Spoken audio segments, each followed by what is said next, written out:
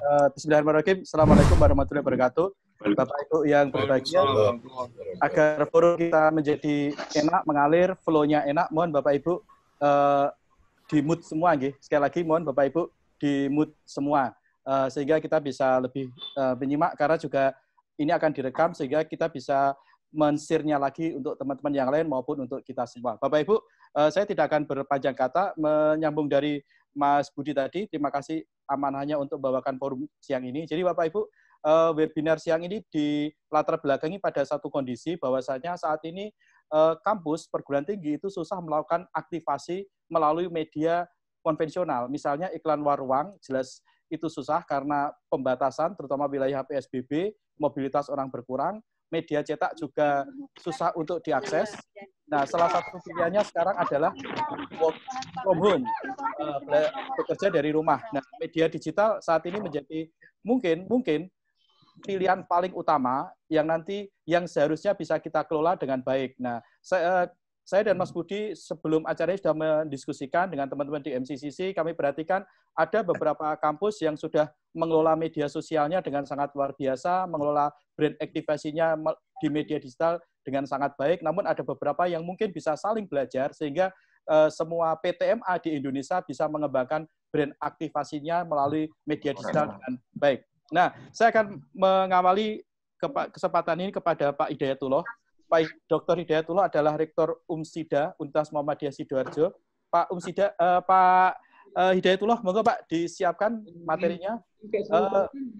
UMSIDA ini Bapak Ibu sebagai sebuah pengantar mensponsori klub sepak bola Persebaya Surabaya U19.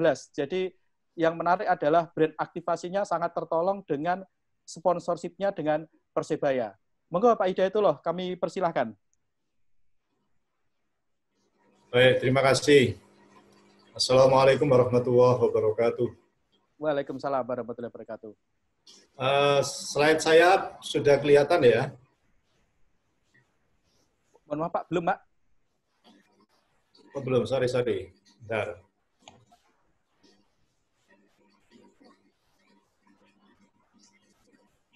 Bentar, Pak. Aktifkan dulu.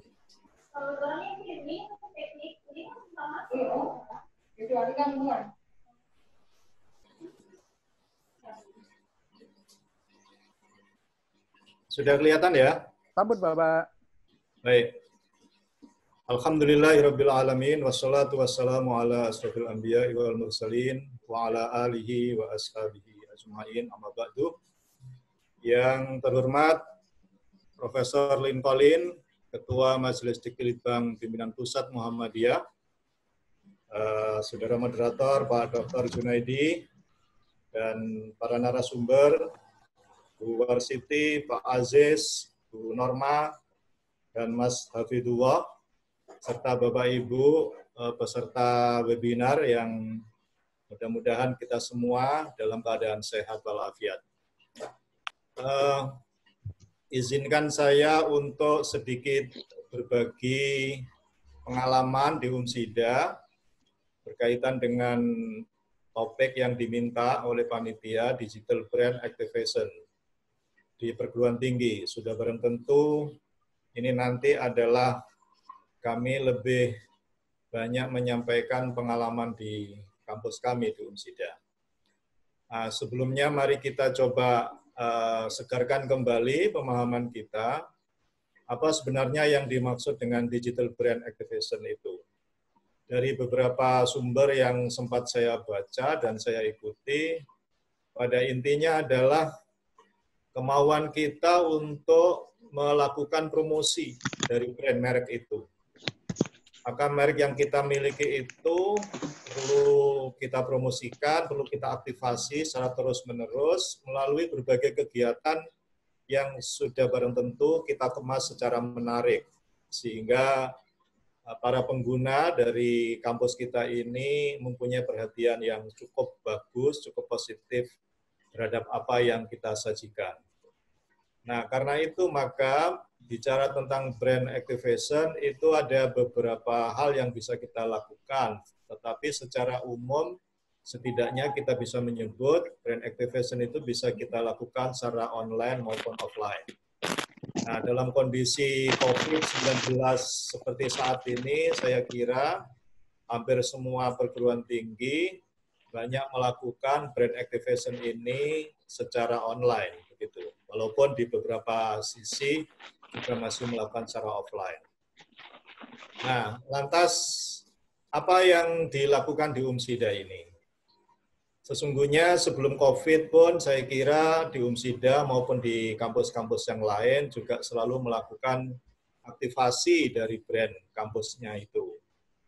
Nah, ada beberapa hal yang bisa kami sebutkan di sini bahwa UMSIDA telah melakukan beberapa strategi untuk melaksanakan brand aktivasi ini. Yang pertama bisa saya sebutkan adalah kita melakukan redefinisi dari brand UMSIDA.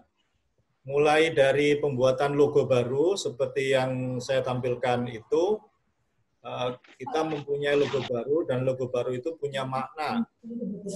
Punya makna yang cukup mendalam, yang menggambarkan adanya sebuah dinamika yang terjadi dalam kehidupan kampus, baik di dalam maupun di luar kampus, yang itu syarat dengan nilai-nilai. Sehingga dari brand logo baru ini kita menetapkan nilai-nilai utama, core value yang kebetulan dari diskusi yang kita lakukan itu ketemu pada sebuah akronim UMSIDA itu sendiri. Kita ingin menjadikan UMSIDA ini sebagai kampus percontohan, uswa. Kemudian kita ingin menjadikan UMSIDA ini sebagai kampus yang mandiri. Tetapi kemudian dalam prakteknya kita tetap melaksanakan sinergitas dari berbagai unit yang ada itu. S-nya itu sinergi. Kemudian yang I-nya adalah interdependensi. Kita harus bisa benar-benar memastikan keberadaan kampus ini tidak boleh tergantung atau bergantung dengan pihak-pihak lain. Kampus kita harus mempunyai spirit yang kuat, karena itu menjadi daya tahan bagi kita di dalam menghadapi atau kondisi apapun. Sehingga kaitannya dengan kemandirian itu kita harus punya interdependensi. Dan yang kedua kemudian adalah dinamis D-nya. Dalam kondisi seperti apapun, perguruan tinggi Muhammadiyah dan Aisyah harus selalu menampilkan dirinya secara dinamis, tidak pernah berhenti. Selalu ada sesuatu yang dilakukan untuk peningkatan dan pengembangan. Sehingga dari sini kita memperkuat change to progress. Kita akan melakukan perubahan ke depan.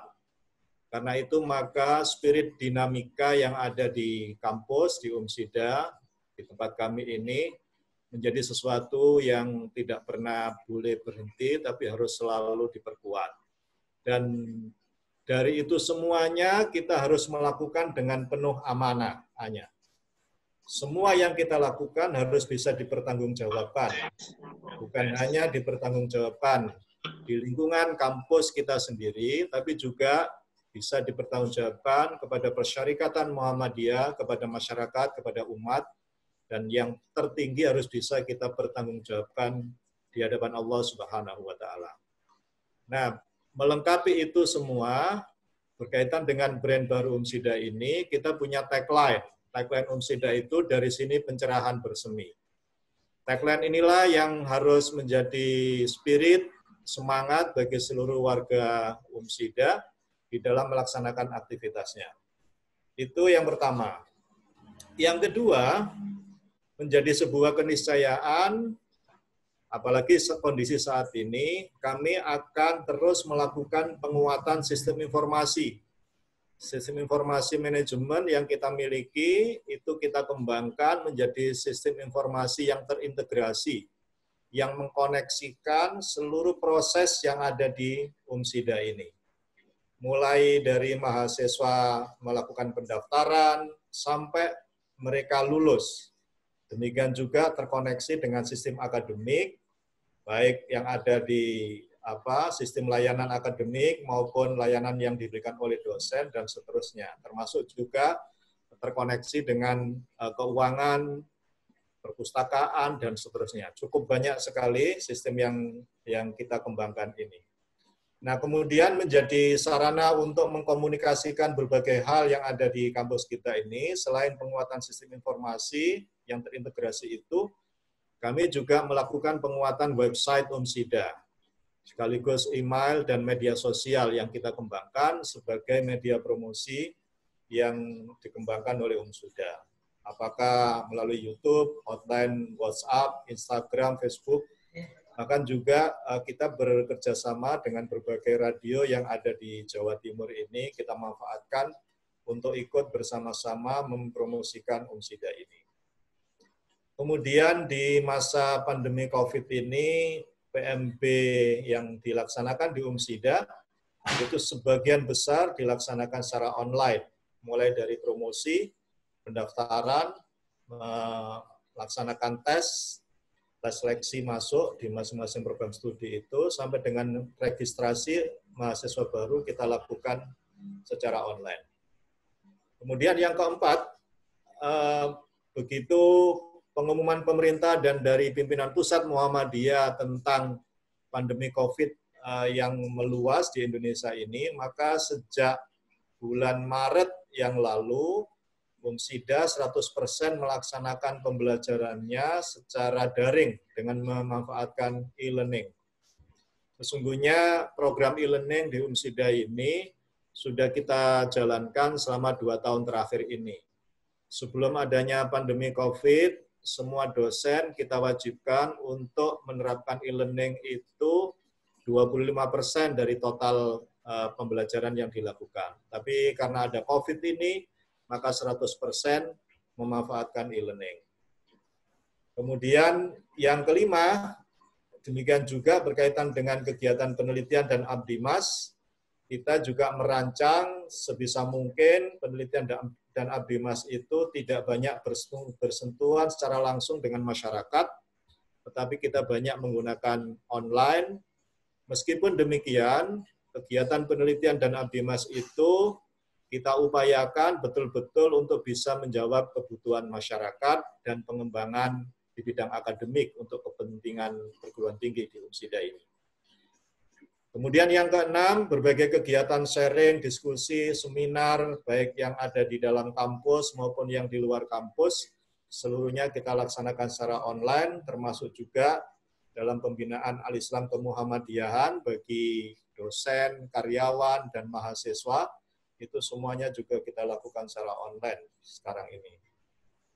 Kemudian berkaitan dengan upaya untuk lebih memudahkan promosi UMSIDA, lebih cepat diketahui, difahami oleh berbagai masyarakat kampus itu, maka kita mengembangkan konten kreatif yang bersifat informatif, yang itu bisa kita wujudkan dalam berbagai bentuk, apakah poster, infografis, berbagai video, yang bersifat himbauan atau tutorial yang disiapkan oleh kampus UMSIDA ini. Kemudian yang kedelapan yang dilakukan oleh UMSIDA adalah semua kegiatan akademik yang berkaitan dengan bimbingan skripsi, perwalian, bimbingan tesis, tugas akhir, sampai pada ujian, sejak bulan Maret itu kita alihkan semuanya menjadi online. Dan alhamdulillah sampai sekarang secara umum berjalan dengan lancar, yang dilakukan oleh dosen pembimbing maupun dosen penguji dan juga termasuk para mahasiswa yang menjadi bimbingan atau mahasiswa yang mengikuti ujian itu. Nah, berkaitan dengan upaya memberikan layanan secara online itu, maka kami menyiagakan tim yang bisa mendukung, yang itu kita masukkan dalam tim fasilitator, untuk mendukung kegiatan helpdesk, e-learning, serta call center layanan akademik di masing-masing fakultas. Kita punya 5 fakultas dengan 28 program studi, maka di setiap fakultas itu kita menyediakan helpdesk yang itu ada tim fasilitator yang siap untuk melayani dosen dan mahasiswa kapan saja, selama itu bisa dilakukan pendampingan secara online, maka kita lakukan pendampingan secara online oleh berbagai fasilitator yang kita siapkan itu. Nah, kemudian Yang ke-10, ini mungkin yang terakhir yang perlu saya sampaikan, tentu setiap kampus termasuk UMSIDA ini punya banyak karya ilmiah, punya banyak kegiatan yang perlu kita publikasikan. Sehingga publikasi yang sudah kita lakukan selama ini akan kita teruskan dan lebih-lebih saat ini melalui berbagai media yang ada itu. Termasuk capaian prestasi hasil pemeringkatan kampus, apakah itu yang dilakukan oleh Kementerian Ristek-Dikti, oleh LL-Dikti, maupun oleh lembaga-lembaga internasional, termasuk 4ICU dan Webometrik, itu biasanya juga kita lakukan. Nah, itulah beberapa hal yang dilakukan oleh UMSIDA. Ini sekedar gambaran kegiatan e-learning yang kami lakukan selama ini secara umum berjalan dengan baik, tidak ada keluhan yang berarti karena beberapa keluhan itu bisa dijembatani oleh tim fasilitator dan oleh dosen yang bersangkutan untuk bisa ditindaklanjuti. Sudah barang tentu kami menyadari ada 1-2 dosen yang memang masih ada yang gagap dengan teknologi informasi dan ini menjadi PR kami di semester ini untuk mempersiapkan dengan proyeksi di tahun akademik 2020-2021, 100% dosen kami bisa menjalankan program e-learning ini secara sempurna, lebih menarik lagi sehingga para mahasiswa itu bisa mengikuti dengan senang dan nyaman begitu. Ini sekedar gambaran saja. Untuk mendukung kegiatan e-learning itu, kami bekerjasama dengan provider Telkomsel, Indosat, dan Excel yang sudah berjalan sejak bulan April yang lalu ya, dan kemungkinan di semester depan ini juga akan kami lanjutkan melihat perkembangan COVID-19 ini. Demikian juga berbagai kegiatan yang bersifat online sudah kita lakukan baik di tingkat universitas maupun di tingkat fakultas dan program studi, termasuk di Ormawa, organisasi kemahasiswaan yang ada di UMSIDA ini. Nah, ini beberapa hal kegiatan yang kita lakukan, termasuk konten kreatif yang dibangun oleh UMSIDA sebagai media informasi dan komunikasi antar warga kampus yang ada di UMSIDA ini. Ini kegiatan akademik yang semuanya dialihkan secara online dan berjalan dengan baik sampai sekarang ini. Demikian juga kegiatan PMB sejak bulan Maret itu juga kita lakukan secara online, mahasiswa bisa melaksanakan kegiatan dari rumah masing-masing mulai pendaftaran sampai registrasi. Nah, saya kira itu beberapa hal yang dilakukan oleh UMSIDA dalam kaitannya dengan aktivasi brand UMSIDA ini di tengah pandemi COVID ini. Saya kira itu sebagai pengantar dalam diskusi ini. Terima kasih. Kurang lebihnya mohon maaf. Billahi taufiq wal hidayah. Assalamualaikum warahmatullahi wabarakatuh. Waalaikumsalam warahmatullahi wabarakatuh. Terima kasih sekali Bapak Dr. Hidayatullah untuk presentasi yang luar biasa. Setidaknya ada beberapa poin yang menarik. Salah 2 di antaranya adalah poin nomor 7 dan poin nomor 10 tadi, yaitu tentang bagaimana di bawah kepemimpinan Bapak Hidayatullah, UMSIDA melakukan aktivasi media digitalnya dengan luar biasa. Kita bisa melihat presentasi beliau, stylenya sudah digital. Bahkan yang satu yang menurut saya luar biasa adalah keberanian UMSIDA untuk merebranding logonya, yang menjadi salah satu kunci mungkin bagian dari branding UMSIDA, kemudian tagline-nya juga. Nah, kita akan melanjutkan ke pembicara yang kedua, yang tadi sudah hadir terlebih dahulu, dari Universitas Muhammadiyah Surabaya, Bapak Dr. Aziz Alimul Hidayat. Pak Aziz, monitor. Assalamualaikum. Waalaikumsalam. Waalaikumsalam. Kemarin, siap, monggo silakan dipersiapkan. Bapak Ibu, sebagai satu perspektif, Bapak Ibu bisa ngecek di Instagramnya UM Surabaya dan UMSIDA, kedua kampus di Jawa Timur ini.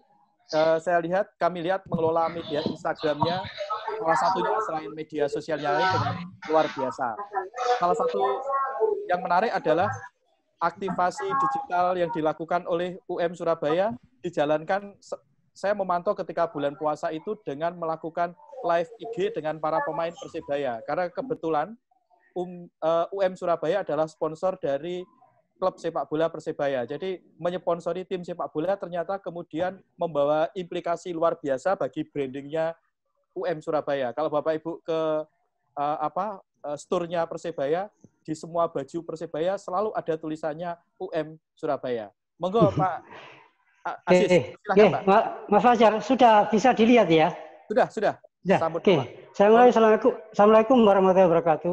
Waalaikumsalam warahmatullahi wabarakatuh. Bapak Ibu yang saya hormati, jadi tadi sudah Pak Hidayat sudah mungkin bisa menjelaskan lebih awal. Perlu saya sampaikan aktivasi kami terkait dengan digital brand ini kami tidak melakukan pada saat pandemi COVID ini. Jadi ketika saya menjadi wakil rektor bersama Pak Rektor Sukadiono itu 10 tahun yang lalu, itu kami tertinggal dari beberapa PTN yang mungkin Musida mungkin waktu itu lebih leading dulu terkait itu, karena waktu itu kami harus merubah tatanan sistem yang ada di dalam, termasuk memperkuat jaringan-jaringan yang ada.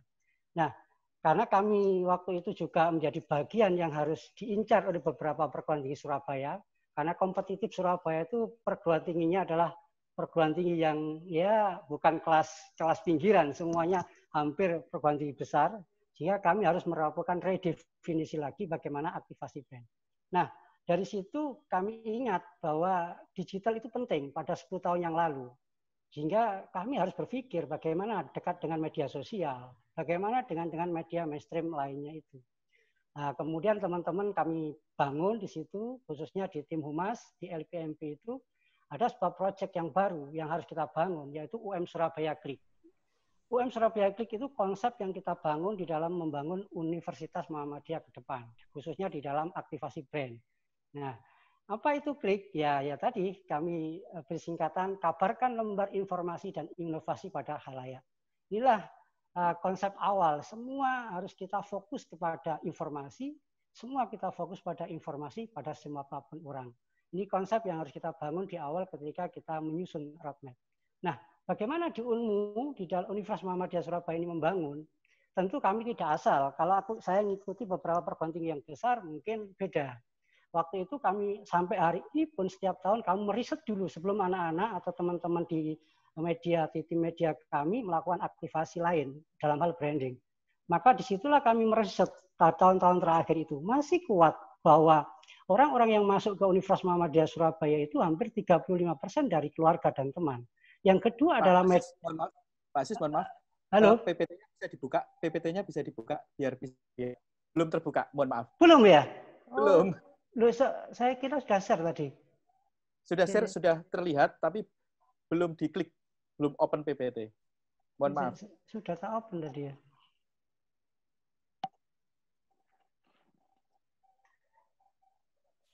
Nah, sampun Pak. Sudah ya? Silakan. Sampun. Ya. Sudah ya nih? Sampun Bapak. Oh ya, saya balik nih. Jadi ini saya kembali lagi ke awal. Konsep di kita adalah UM Surabaya Klik tadi. Inilah konsep yang kita bangun untuk membangun aktivasi brand digital atau brand-brand yang lain. Nah, dari situ kita menyusun roadmap. Nah, tentunya kita basisnya adalah dasar riset, Pak. Nah, berbeda dengan beberapa perguruan tinggi, karena kami hanya memfokuskan pada riset, siapa sih mahasiswa yang menjadi incaran kami, ternyata mahasiswa mendaftar ke kami itu yang paling besar dominan adalah dari keluarga dan teman dan media sosial. Nah, mulai dari situ kami fokus di situ. Untuk di keluarga dan teman, kami fokus untuk meyakinkan bagaimana teman-teman untuk memberikan layanan sebagai customer internal kami. Dalam hal ini mahasiswa, kemudian dosen, karyawan, agar orang itu menyukai pada kampus kami. Dulu ketika kami belum masuk di jalan pimpinan itu, mesti menjelekkan kampus kami, Surabaya itu bagaimana, dan seterusnya. Tapi belum ada rasa cinta. Nah, ketika kita bangun kesadaran, loyalitas, dan seterusnya, termasuk 35% ini sudah mulai kita tata. Nah, ada 30% yang harus kita incar waktu itu ya. Nah, ternyata 30% itu juga menjadi bagian yang harus kita aktivasi dari teman-teman yang kita lakukan. Dari situlah kita memetakan ada tiga pilar sebenarnya. waktu awal-awal adalah tatap muka tetap menggunakan media mainstream, kemudian sosial media. Tatap muka oke, karena tatap muka sudah kita jalankan jauh-jauh hari sebelum pandemi, dan setiap tahun bagaimanapun karena ada 40% masih orang-orang menggunakan sistem konvensional itu masih penting, karena generasinya juga macam-macam. Nah, saya berfokus pada media mainstream, media massa, dan sosial media. Inilah yang kemudian di teman-teman saya minta untuk mapping bagaimana metodenya, bagaimana jenis media promosinya, siapa sasarannya dan targetnya. Sehingga kami tidak asal bagaimana menerapkan sosial media dan media massa itu dengan 3 pilar ini kunci sudah kita jalankan. Jadi sekarang kita kalau persoalan ada pandemi, jadi teman-teman tinggal menggerakkan dari selainnya relawan media sosial itu. Nah, dari konsep sebenarnya ini kami ungkap aja karena sesama PTM bahwa untuk membangun mengaktifasi brand digital kami ada 6 pilar. Ya sebenarnya ada 5 pilar ini yang menjadi kekuatan kami. Kalau dulu ketika kita awal-awal membangun image universitas, kami tidak menempatkan posisi berita kualitas 1 itu berita inovasi. Karena kami waktu itu adalah belum memapping, belum membuat program-program inovasi mahasiswa. Semacam PIMNAS-nya nasional, tapi kami ada PIM Pekan Ilmiah Mahasiswa di internal itu, Pekan Inovasi Mahasiswa. Setiap tahun harus menghasilkan minimal 20 karya mahasiswa yang bisa kita patenkan, yang bisa promosikan. Waktu awal-awal aksi solidaritas, itu kita nomor 1. Sehingga di media massa, kalau jenengan hidup di kota Surabaya yang sering membaca Jawa Pos, tiada hari, tiada minggu, nggak ada beritanya Universitas Muhammadiyah waktu itu.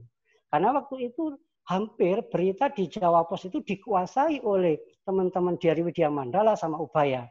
Waktu itu kita gencarkan dengan menggunakan kualitas aksi solidaritas. Nah, dari aksi solidaritas inilah kawan-kawan media sudah mengincar. Karena kita mengikuti dari situasi yang ada. Dalam perjalanannya waktu, kami tidak mungkin mengandalkan aksi solidaritas. Dalam perkembangannya, universitas akan dilihat dari kualitas. Kami mungkin tidak bisa mengandalkan dari sistem akreditasi. Karena akreditasi kami kan cuma B. Padahal beberapa pesaing kami adalah akreditasi A. Maka kami ingin menunjukkan apakah A dan B itu berbeda. Bagi kami adalah itu level yang orang akademik akan melihat dari si kualitas akademiknya. Tapi orang lain, masyarakat sekitar atau anak-anak muda sekarang itu adalah melihat bagaimana dia berkembang. Sekarang itu bagaimana dia menjadikan seorang dekat dengan mainstream anak-anak sekarang, milenial sekarang. Nah, akhirnya kami beralih dari riset kemarin terakhir itu, maka kami sudah 2 tahun terakhir itu menempatkan posisi bahwa berita utama di universitas harus nomor 1 adalah inovasi dan prestasi. Maka kalau melihat di akhir-akhir pandemi COVID itu, jenengan sudah tahu di media massa maupun di media sosial sudah berapa karya-karya anak-anak yang dipublikasikan di berita-berita nasional. Bahkan sudah mau kita lakukan untuk mungkin produk massal itu. Karena itu sudah bukan dagaan, karena itu dilakukan, kita punya program namanya Pekan Inovasi Mahasiswa yang sudah punya stok 460-an karya itu, tinggal mengeluarkan. Nah, kalau karya yakin berita relawan teman-teman di media itu pasti. Yang kedua profil ya dosen, ya inilah profil dosen mungkin mahasiswa yang kita sering ini menjembatani aja supaya tidak bahwa berita itu didominasi. Suatu saat pernah kami, mohon maaf, dari media besar di Jawa Timur sampai begini, kenapa Pak saya ini malu setiap hari ada beritanya Universitas Muhammadiyah. Akhirnya kami agak dikurangi. Karena nggak ada lagi berita inovasi yang dimuat. Mungkin ada, tapi kalau bersaing dengan kita bahkan ada perguruan tinggi ya tetangga kita atau saudara kita yang baru, ya, itu juga mengatakan sampai kepada wartawannya berteriak ke kami, Mbok yo kampus saya yang diliput, kenapa kok Muhammadiyah terus? Padahal kami juga nggak dekat dengan pemerintahan, nggak dekat dengan pemilik Jawa Pos atau pemilik yang lain, enggak. Waktu itu memang kita setting dengan situ berita itu. Nah itu profil, makanya kalau ada beberapa profil bergantian, kita nggak terlalu dominan, siapa yang perlu diangkatkan di situ. Itu masih kita angkat. Kemudian yang keempat, aksi solidaritas. Ya ini penting untuk jangan sampai berita seminggu itu berita kami terus. Kadang-kadang momen solidaritas. Kalau pandemi ya isu-isu yang bagaimana kita memberikan aksi solidaritas pada umumnya teman-teman memberikan barang langsung ke lapangan, kami cukup lewat online. Sehingga apa ya, akhirnya dimuat di media, sehingga orang simpati dan seterusnya. Itu bentuk dari kegiatan kami. Kemudian juga ada opini dosen. Nah, beberapa karya dosen kita bebaskan untuk memberikan tulisan-tulisan itu. Nah, semua itu memang ada efek ya, efek dari kita. Yang terakhir biasanya mendatangkan tokoh. Ini ya kadang-kadang biasanya sebelum COVID ini ya sering kita memberikan tokoh-tokoh. Tapi tokoh yang kita undang tidak asal tokoh, tapi bagaimana tokoh ini memiliki follower yang paling tinggi. Jadi bukan asal tokoh sebenarnya. Dan biasanya kadang-kadang kita harus kontroversi dengan bapak-bapak yang ada di pimpinan Muhammadiyah karena tokoh yang diundang kadang-kadang berbeda pandangan. Tapi kami tidak membutuhkan itu. Yang butuh adalah bagaimana membangun image universitas itu dikenal dan diakui di semua golongan itu. Makanya kalau kita lihat followernya Universitas Muhammadiyah di Instagram ya mungkin kalau dibandingkan perguruan tinggi lain ya bisa bertaruh kami mungkin masih tinggi. Inilah contoh ya. Ini saya cuplik yang mungkin 2-3 tahun karena tadi nggak sempat ngambil data yang terbaru. Contoh-contoh berita yang kami lihat. Kalau teman-teman yang lain mungkin kalau ingin membuktikan buka aja di YouTube, ketik aja berita Universitas Muhammadiyah, pasti itu muncul dari berbagai media, baik media sosial, media mainstream itu masih banyak. Nah, kemudian saya memberikan contoh bagaimana profil dosen, kemudian opini tulisan-tulisan karya-karya dosen, kemudian mendatangkan tokoh. Ini bagian dari yang pilar-pilar. Prinsip kami, Pak, jadi prinsip kami di dalam pengembangan aktivasi brand ini adalah satu, tetap kita lakukan adalah pemetaan produk inovasi, memanfaatkan semua momentum, bersahabat dengan media. Jadi kalau sekarang itu kalau bicara tentang inovasi, kalau di Surabaya ya mesti larinya kawan-kawan yang wartawan itu ya kaitannya siapapun pasti akan datang ke kami. ITS itu banyak, UNER itu banyak karya inovasi, tapi kalau tidak di-manage dengan bagus, saya kira dia tidak bisa dibaca orang. Nah, memanfaatkan momentum. Makanya ketika ini teman-teman harus sensitif terhadap dunia, ya, terhadap respon situasi yang ada. Jadi cepat sekali anak-anak itu ketika melakukan aktivitas bersahabat dengan media. Nah, ini kami punya jaringan yang paling akrab adalah kurang lebih 25-an ya wartawan ya yang sekali kita ada kegiatan kita share aja dari 25 itu pasti dia akan merespon dengan bagus. Nah, yang bersahabat dengan media ini mungkin asal ini yang tahun lama ini bahwa ini kami sering tim humas kami Pak biasa jalan-jalan dengan anak-anak wartawan yang 2-3 tahun yang lalu ini tur ke Belitung, ke ND. Bahkan tahun kemarin sebelum COVID itu ke Hainan, Pak. Jadi bukan karena apa-apa, karena wartawan tidak mau dikasih uang dan seterusnya. Tetapi kita membangun agar hubungan kita dengan media itu sangat penting. Karena dari teman-teman itulah yang menjadi kekuatan. Nah, dari situ kekuatan kita sekarang kita punya angka 30.000 calon mahasiswa yang sekarang sudah ada punya data, tinggal dipetakan. Karena 30.000 itu ya dari kami melakukan survei, melakukan keinginan. Tinggal 30.000 ini berapa yang akan mau kita ambil. Ini yang mau minat di sini. Bahkan kami sudah meminta kepada tim bahwa sekarang itu sudah saatnya yang kita bidik adalah bukan anak-anak SMA lagi. Tapi ketika anak-anak SMP itu sudah kita mau bidik. Kenapa? Karena pada anak SMP itu di otaknya sudah punya pikiran bagaimana dia mau kuliah. Di mana. Ini yang harus dipikirkan. Karena merubah mindset anak-anak waktu itu sulit. Gitu. Makanya kalau apalagi dalam waktu dekat SMA sulit, itu balik akhirnya kita menjadi mungkin mahasiswa pilihan nomor 2, nomor 3, nomor 4. Tapi belum menjadi pilihan pertama. Nah, kita sudah mencoba memetakan ini. Kemudian kita juga istilahnya hotline itu juga 24 jam kita siapkan.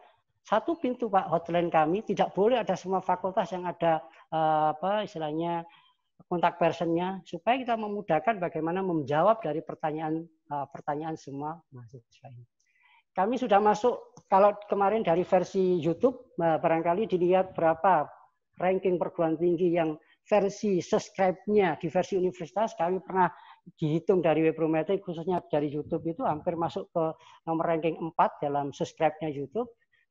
kurang lebih hampir 20 ribuan ya ini subscribe-nya. Kemudian dari Instagram juga followernya kami hampir juga dapat sampai 20 ribuan. Mungkin nanti bisa dilihat sendirilah kalau kami ngomong supaya semua akan bagus. Nah, ini yang kami sering lakukan, sering melakukan Kopi Darat dengan relawan media sosial.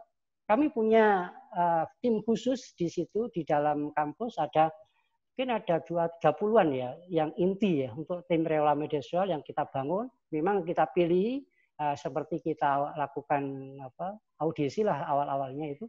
Kemudian workshop pemanfaatan media sosial. Jadi itu mungkin gambaran jadi terkait dengan bagaimana melakukan aktivasi kami di dalam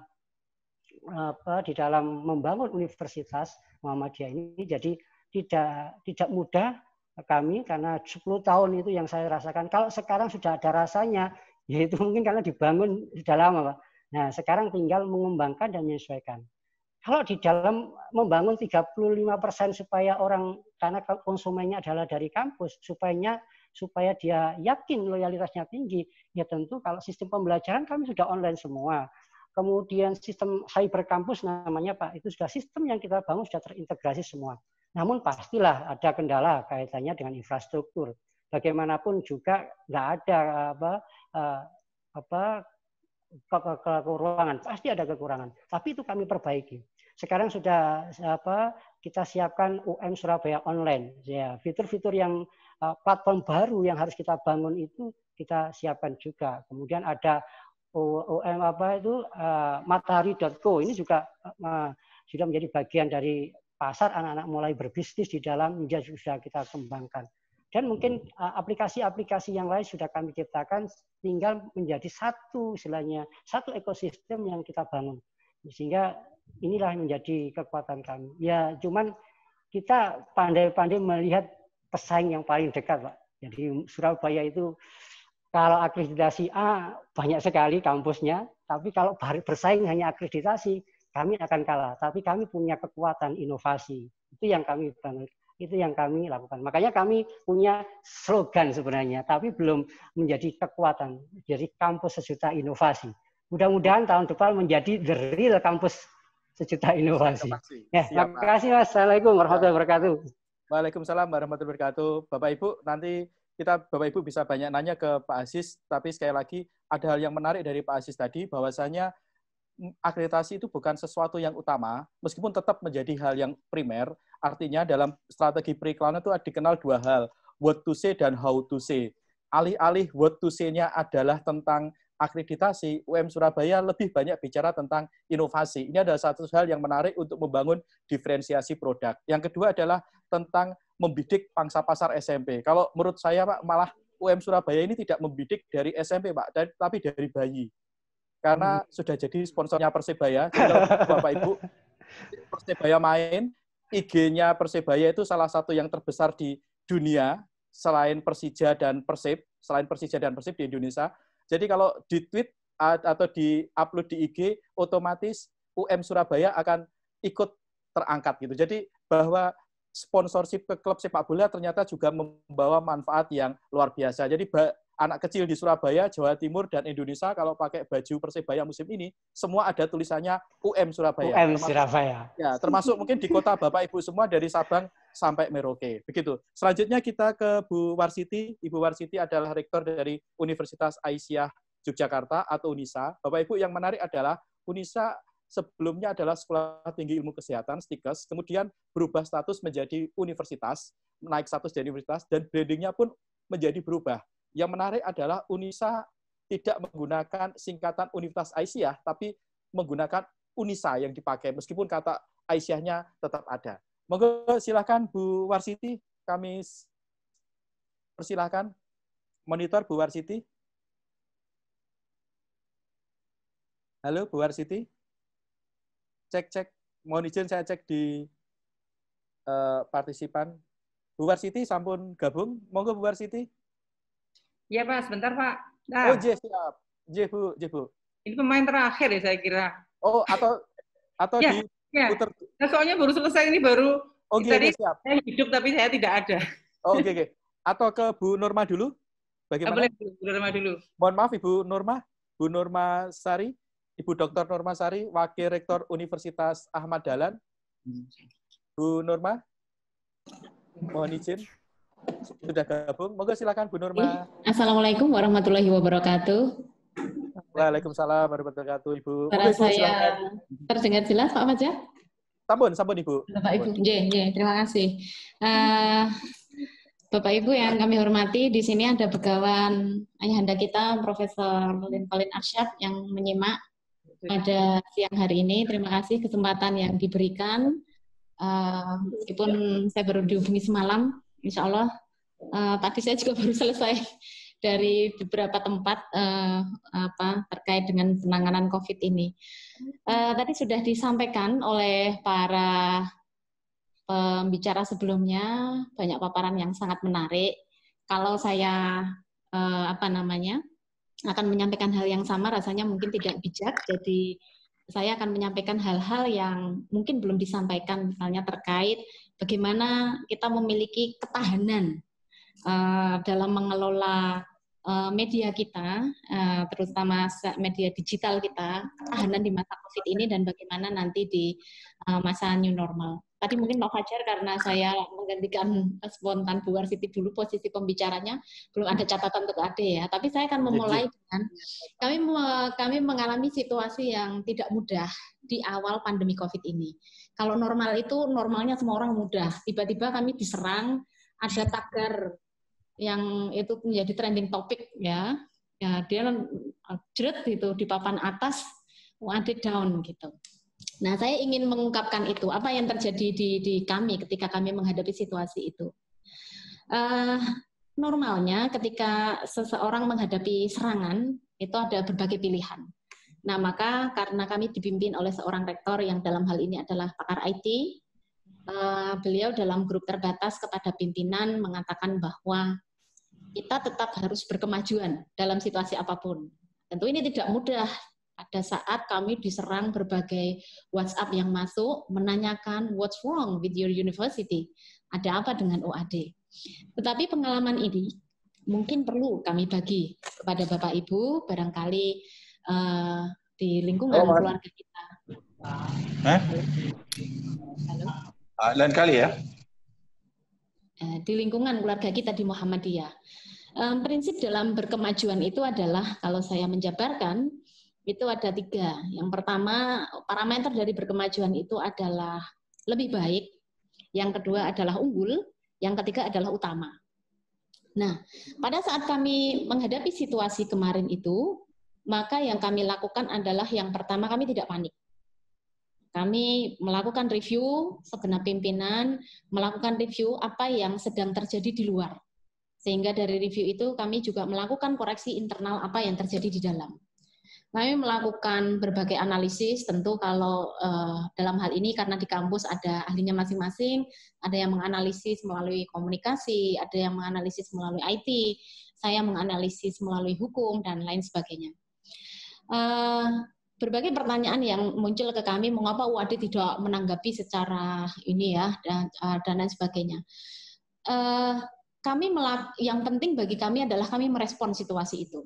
Jadi kalau kemudian kami menanggapi langsung, kami membaca karakter Twitter itu memang untuk berperang secara pola komunikasi. Jadi kalau memang pilihannya adalah berperang, ya kami harus bertahan di Twitter untuk kemudian membalas dan lain sebagainya. Tapi pilihan waktu itu bukan seperti itu. Kami melakukan upaya-upaya dengan secara internal, melakukan beberapa evaluasi masukan dari hal itu, dan kemudian secara eksternal kemudian membuat narasi tanding bahwa kemudian ada banyak hal yang dilakukan oleh Universitas Ahmad Dahlan, terutama pada saat pandemi. Satu yang kami ingat juga pesan dari para badan pembina harian yang hal ini juga selalu dipesankan oleh Majelis Dikti, bahwa dalam kita mengelola amal usaha Muhammadiyah ini, dalam hal ini mengelola perguruan tinggi, maka nilai-nilai yang ada di Muhammadiyah itu harus dijaga di segala situasi dan segala zaman. Nah, kemarin dalam situasi yang seperti itu, pada masa pandemi seperti itu, misalnya kami memberikan bantuan kepada mahasiswa dan lain sebagainya, publikasi yang dilakukan itu tidak boleh mengandung menonjolkan berlebihan sehingga akan muncul riak, kemudian persaingan tidak sehat dan lain sebagainya. Kami benar-benar berusaha memegang teguh hal-hal seperti itu yang barangkali bagi sebagian pihak mendengar hal itu kok klise gitu ya. Tapi itulah fakta yang harus kami pegang sebagai pimpinan yang diamanahi di amal usaha untuk selalu menjaga dengan OAD yang moral and intellectual integrity. Nah, di situ kemudian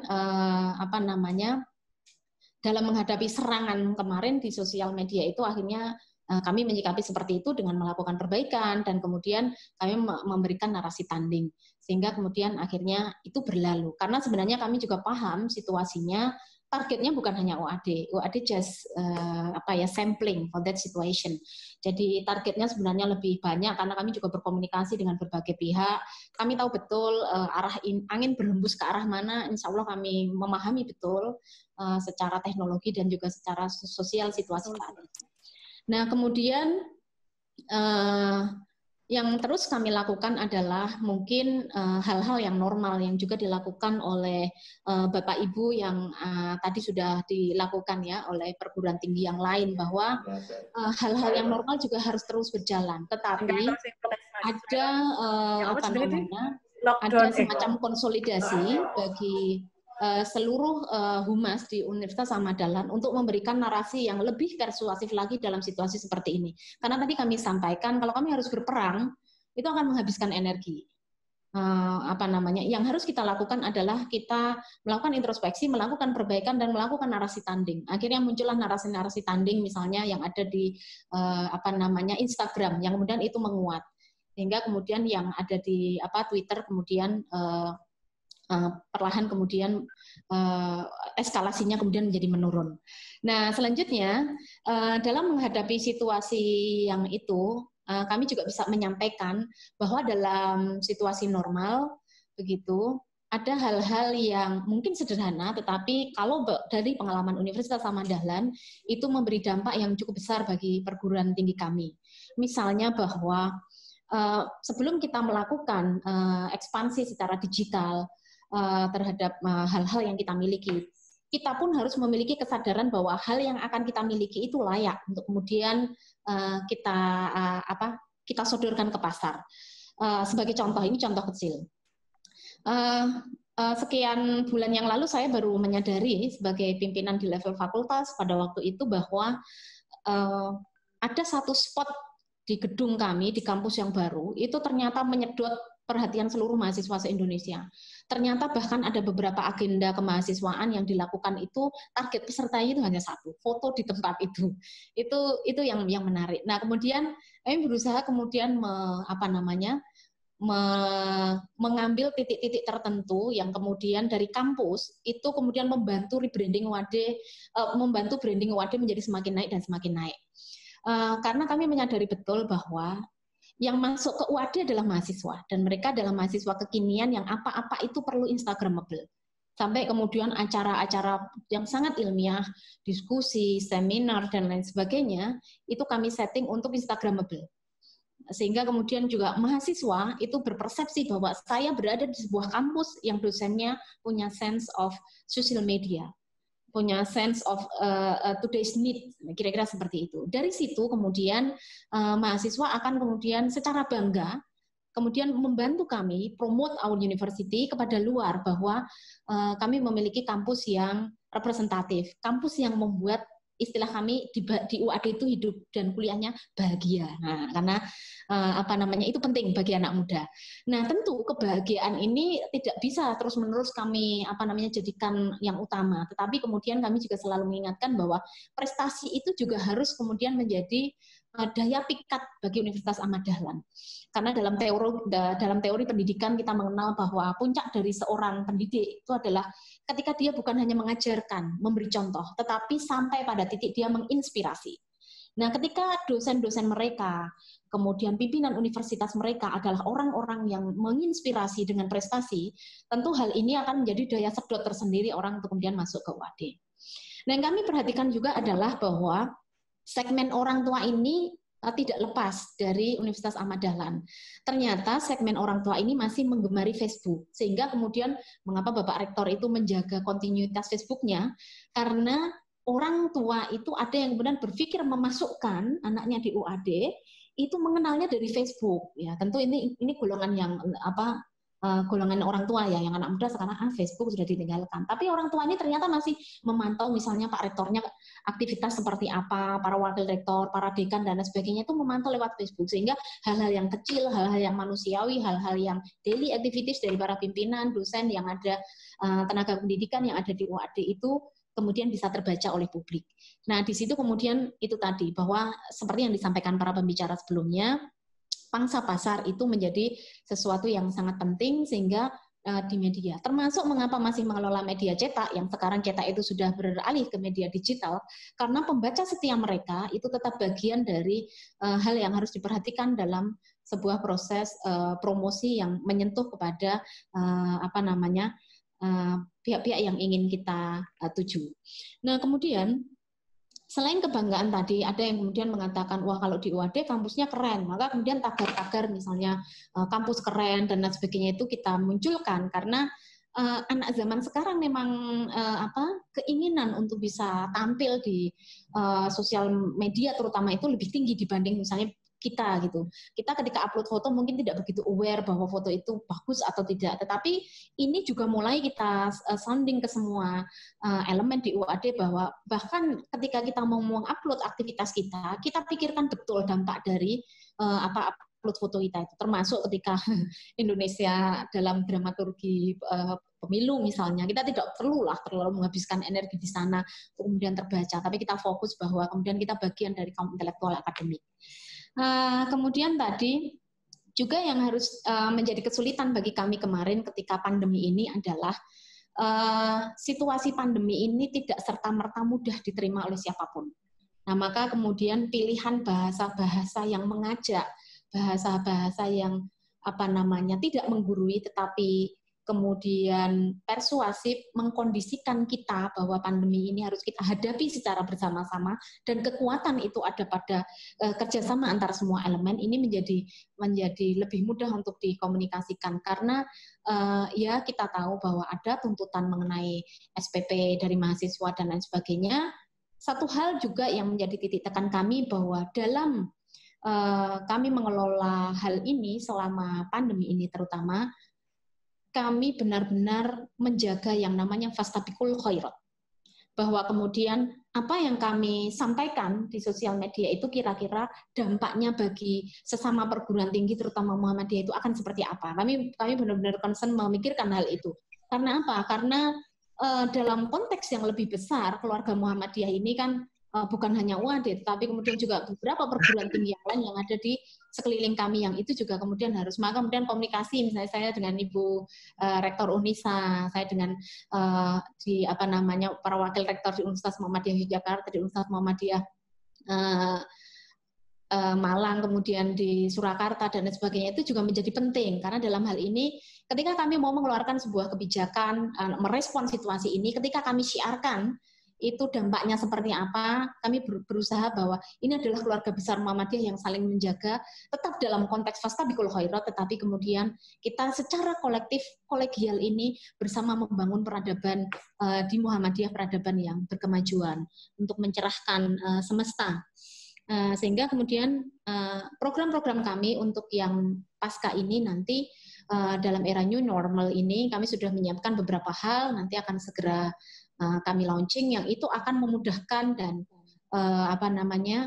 orang kemudian kuliah di Muhammadiyah itu di perguruan tinggi Muhammadiyah adalah sesuatu yang tidak rumit, mudah, tetapi kemudian secara optimal tetap mendapatkan ilmu dan kemudian kompetensi yang diinginkan sesuai dengan tuntutan zaman dan tuntutan keluar.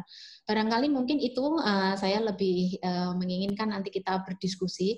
Sebab kalau saya tadi cerita misalnya apa kerja tim humas dan sebagainya, barangkali sudah disampaikan oleh sangat menarik dari para pembicara sebelumnya. Jadi kami bercerita pengalaman yang tidak enak ketika kami sempat menerima serangan itu. Mungkin itu Pak Fajar, kami kembalikan dulu.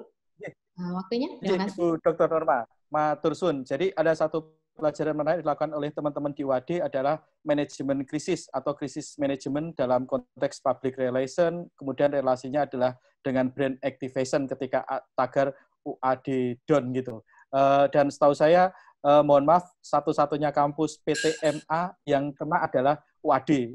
Padahal ada banyak kampus di Indonesia, baik PTN maupun PTS yang kena tagar itu, begitu. Nah, mungkin nanti kita bisa diskusi lebih lanjut. Selanjutnya kepada kepada Ibu Warsiti, Rektor Unisa Yogyakarta. Monggo Ibu dipersilahkan.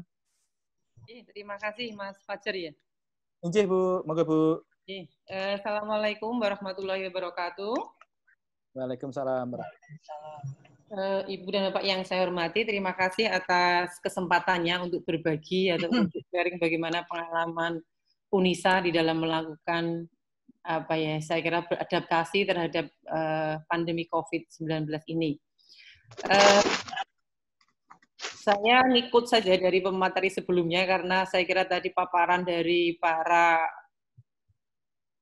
pemateri sebelumnya yang tentunya memang ini semua berasal dari perguruan tinggi yang gajah-gajah gitu ya. Jadi kami itu tadi sudah disampaikan Mas Fajar, jadi memang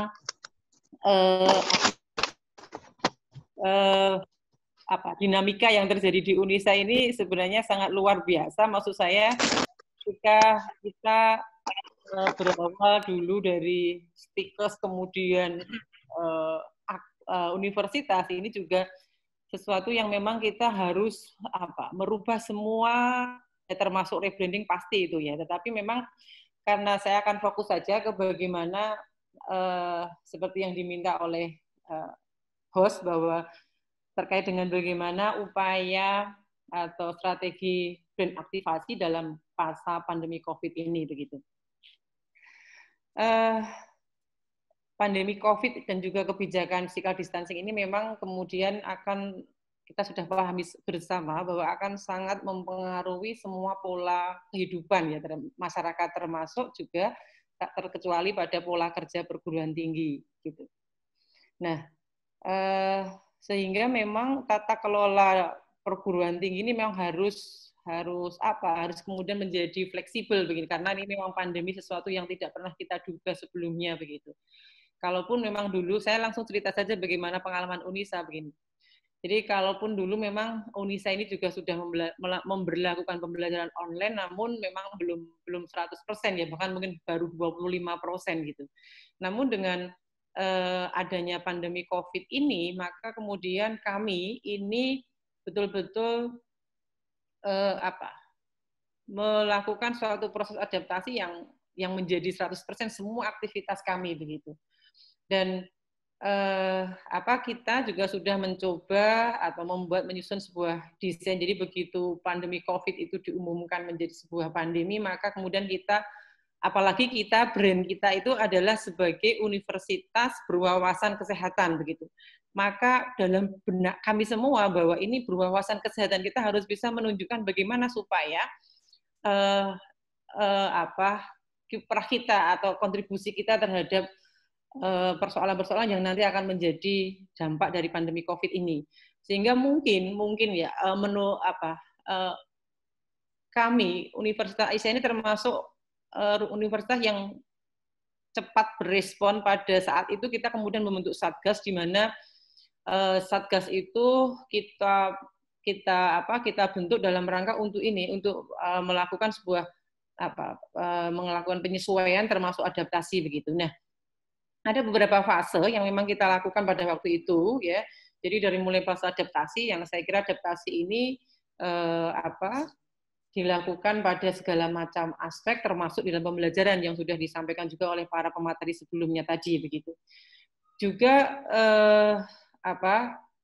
berupa selain adaptasi berupa konten di pembelajaran, kita juga karena kita berwawasan kesehatan, maka kita juga menyusun, membuat panduan-panduan edukasi, yang dimana edukasi ini edukasi yang berkaitan dengan pencegahan COVID, dan juga tentunya ini sangat menyesuaikan dengan apa yang dibutuhkan oleh masyarakat, sehingga panduan edukasi ini bisa dimanfaatkan juga oleh mahasiswa, oleh dosen, pegawai maupun juga oleh masyarakat begitu. Dan juga beberapa aktivitas lainnya. Nah, tentunya pandemi COVID ini karena memang kemudian juga secara secara otomatis berdasarkan beberapa riset yang ada ternyata bisa meningkatkan bagaimana adanya lonjakan penggunaan sosial media begitu. Yang saya kira dan juga termasuk lamanya orang memanfaatkan sosial media ternyata mengalami lonjakan. Nah, untuk itu kemudian ini kita harus manfaatkan begitu. Kita harus manfaatkan terutama dalam hal ini kita manfaatkan bagaimana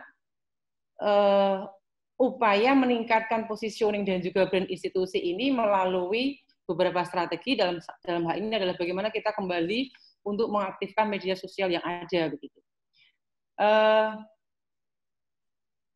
Untuk mendapat apa supaya kita juga kemudian bisa menjadi lebih bisa berkomunikasi lebih aktif lagi lah terutama kepada stakeholder gitu.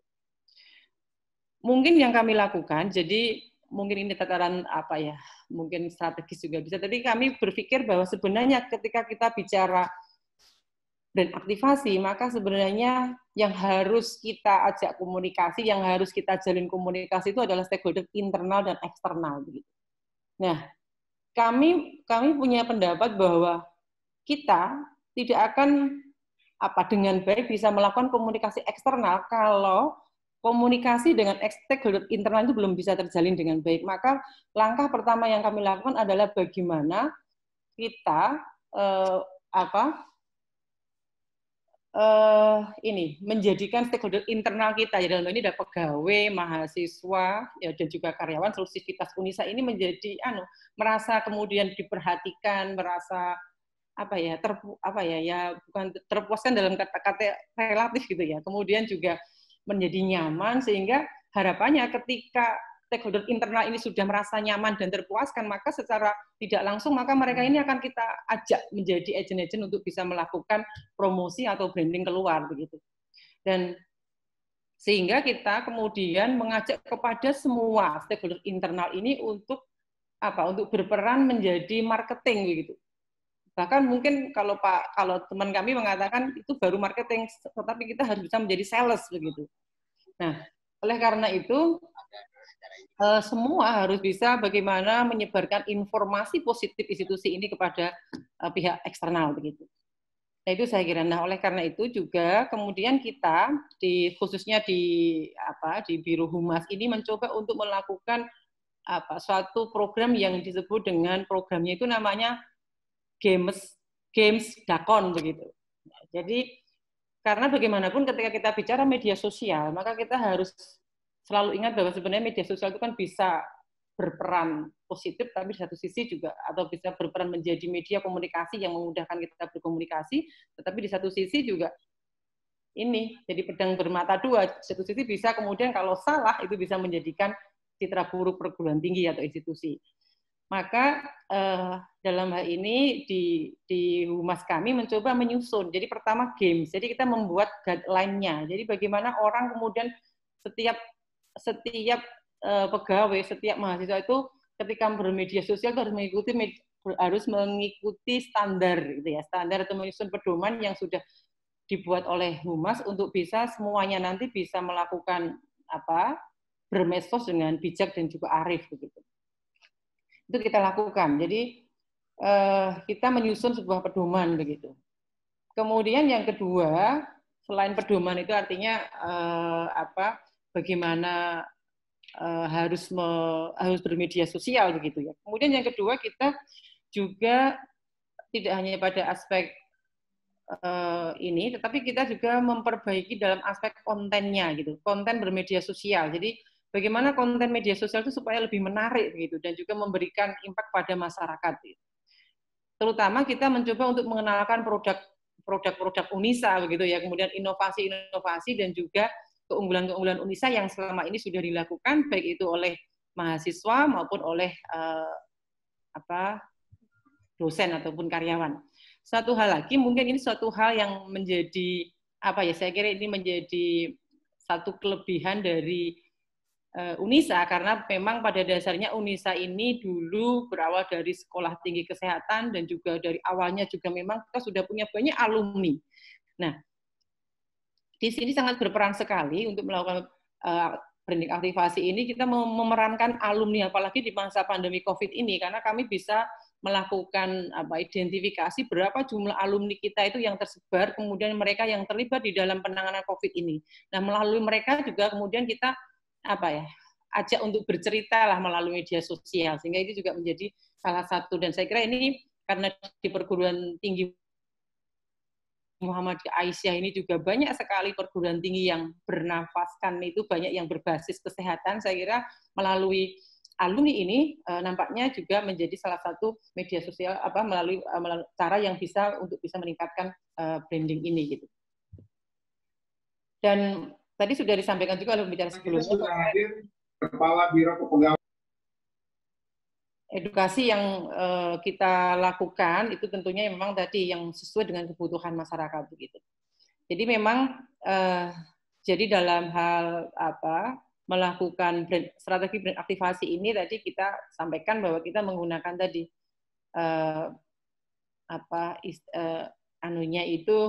ikonnya itu Games Dakon. Jadi Dakonnya itu ya tadi kita Humas ini mengolah sebagai dapurnya konten begitu. Jadi tidak setiap orang yang mau artinya ketika mereka mau menyampaikan apapun itu memang kemudian harus ada proses saringnya sehingga tidak menjadi tadi cuitan-cuitan mereka itu tidak kemudian menjadi menurunkan citra kita gitu. Banyak hal yang dilakukan, jadi saya kira ada nanti mungkin dengan diskusi lebih lanjut begitu. Namun tentunya kembali jadi di dalam kalau kita kenapa kok dapur konten ini perlu? Karena seringkali ketika Bu, mohon maaf 3 menit lagi Gih. Iya, iya. Iya, Mas. Iya. Ketika seseorang itu mau, karena kadang-kadang kan sekarang itu karena media sosial itu kan sekarang nampaknya kan mereka kan bebas berpendapat ya, tetapi bagaimana kemudian orang itu tetap dalam koridor yang benar itu memang harus diolah. Makanya Dakon itu adalah dapur konten. Jadi kita punya dapur konten yang itu dilakukan oleh bagian Humas dan juga promosi Unisa untuk mengolah konten-konten yang memang itu sesuai dan juga itu bisa meningkatkan branding Unisa begitu.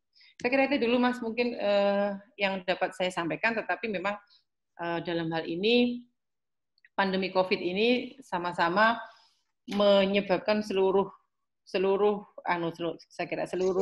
pola kerja yang ada di Unisa khususnya ini juga menjadi sangat berubah, dan saat ini memang kita sudah mulai melakukan pelayanan offline meskipun memang baru kurang lebih 10% lah, tetapi karena memang kondisinya saat ini sudah mulai adaptasinya sudah mulai bisa dipahami dan dilakukan, sehingga kita kemudian juga sudah mulai melakukan pelayanan offline. Saya kira itu dulu Mas, mungkin nanti bisa dilanjutkan ke diskusi.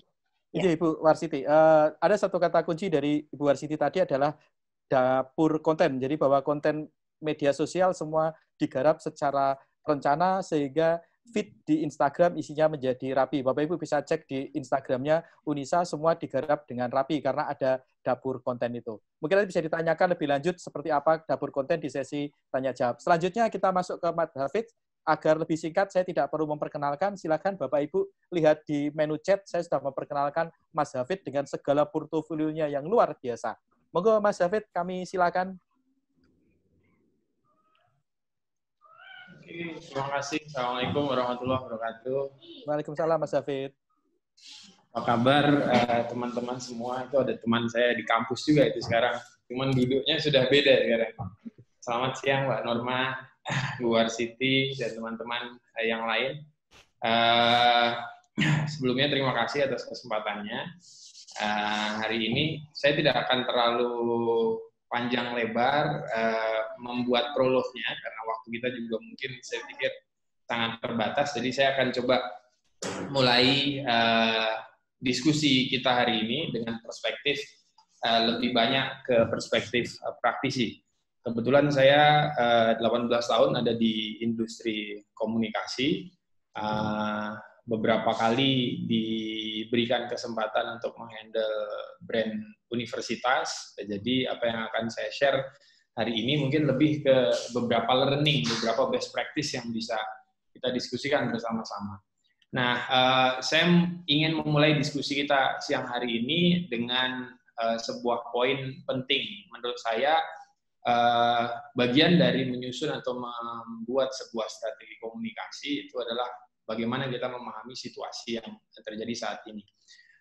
Kebetulan hari ini kita dihadapkan pada kondisi COVID yang kemudian menurut sebagian kita, kenapa saya katakan sebagian, karena sebenarnya apa yang terjadi hari ini itu sudah diprediksi dan sudah terjadi lebih awal. Hanya saja kemudian gelombangnya baru betul-betul terasa besar dan dipercepat karena adanya pandemi ini. Kira-kira 3 tahun yang lalu ketika saya kembali ke Jogja dan diminta untuk membantu teman-teman di komunikasi UGM, kami membuat sebuah penelitian tentang, kebetulan saya punya concern khusus tentang pendidikan Universitas 4.0 gitu ya, dan kami melakukan beberapa riset, dan di antara temuan yang kami peroleh pada saat itu bahwa ada fenomena di mana para pelajar dan para orang tua ini tidak lagi terlalu percaya pada nama besar. Jadi pada waktu itu dalam konteks PTN ada fenomena yang terjadi dan menarik untuk diperhatikan, karena orang tua semakin kesini itu semakin kritis. Orang tua itu tidak lagi take it for granted dengan nama besar. Orang tua itu menjadi sangat concern dengan apa yang akan diajarkan oleh dosen, bagaimana model pengajarannya, dan kira-kira ke depannya akan memberikan nilai tambah apa. Nah, ini menjadi sebuah diskusi yang menarik, karena seperti kita ketahui, beberapa kampus, terutama PTN, dan gejalanya juga sudah mulai menular di beberapa PTS, itu terlena dengan brand yang sudah kita sebut kalau dalam bahasa komunikasi mature gitu ya, brand yang sudah mature. Padahal siklus sebuah brand itu juga nanti setelah maturity biasanya ada yang namanya declination, jadi penurunan. Itu sesuatu yang wajar gitu ya. Nah, ini adalah cuplikan yang saya ambil dari risetnya Inventure Mas Yusuf Hadi beberapa waktu yang lalu. Dengan adanya COVID ini, kalau kita lihat edukasi itu ada di antara the fall and the rise dari fenomena yang sedang terjadi secara global. Nah, pertanyaannya adalah bagaimana kita kemudian bisa menyiasati kondisi hari ini. Nah, untuk bisa memahami untuk bisa memahami konteks strategi komunikasi dalam hal penerimaan mahasiswa baru. Nanti saya akan coba ambil learning saya ketika saya handle 2018 kalau saya tidak salah, itu kami kebetulan diminta bantuan oleh Universitas Islam Indonesia. Ada learning yang menarik di sana. Yang pertama adalah understanding proses. Jadi dalam memahami understanding business process ini ada 3 poin penting yang saya pikir akan selalu menjadi kunci. Saya tadi mengikuti paparan Bapak Ibu sekalian. Saya pikir kebanyakan dari kita itu biasanya berfokus pada strategi. Nah, dalam konsep komunikasi sebenarnya dan yang saya yakini dengan teman-teman, kebetulan saya punya inkubator namanya Ruang 412. Di Ruang 412 itu kami sangat mengharapkan untuk mencari solusi. Jadi yang kami tekankan justru adalah mencari akar masalah. Karena mencari akar masalah itu pasti akan membawa kita pada solusi yang tepat. Tapi kalau kita berfokus pada solusinya mungkin tidak salah, tapi belum tentu menjawab permasalahan yang sebenarnya. Gitu. Nah, kalau kita lihat dari bisnis proses sebuah PMB atau penerimaan mahasiswa baru, maka setidaknya ada 3 poin penting yang akan selalu kita temui. Yang pertama adalah student behavior. Dari tahun ke tahun, atau di setiap tahun tertentu, itu terjadi perubahan student behavior. Nah, student behavior yang berubah ini sangat dipengaruhi oleh banyak hal. Di antaranya, misalnya, tren yang sedang terjadi saat itu. Bisa juga student behavior itu berubah karena penetrasi teknologi, karena student behavior itu juga bisa berubah karena reorientasi society yang saat itu berubah. Kemudian yang kedua adalah student objective. Nah, student objective ini kita juga harus pahami bahwa di Indonesia itu atau di dunia itu kita mengenal ada dua kategori student atau pelajar gitu ya. Satu yang basicnya adalah umum gitu ya, sekolah menengah umum misalnya gitu. Yang satu lagi adalah vocational atau kejuruan. Ini objektifnya beda gitu. Nah, objektif yang berbeda ini tentu nantinya akan membutuhkan komunikasi yang berbeda, membutuhkan pesan yang berbeda, membutuhkan cara kemasan yang berbeda. Nah, yang ketiga adalah contact point. Kalau dalam bahasa AISAS itu bagaimana kita bisa menjangkau mereka. Di titik-titik mana kita bisa menjangkau mereka. Atau pertanyaan lebih sederhananya, apakah billboard itu masih menjadi efektif? Kalau efektif, di bagian mananya?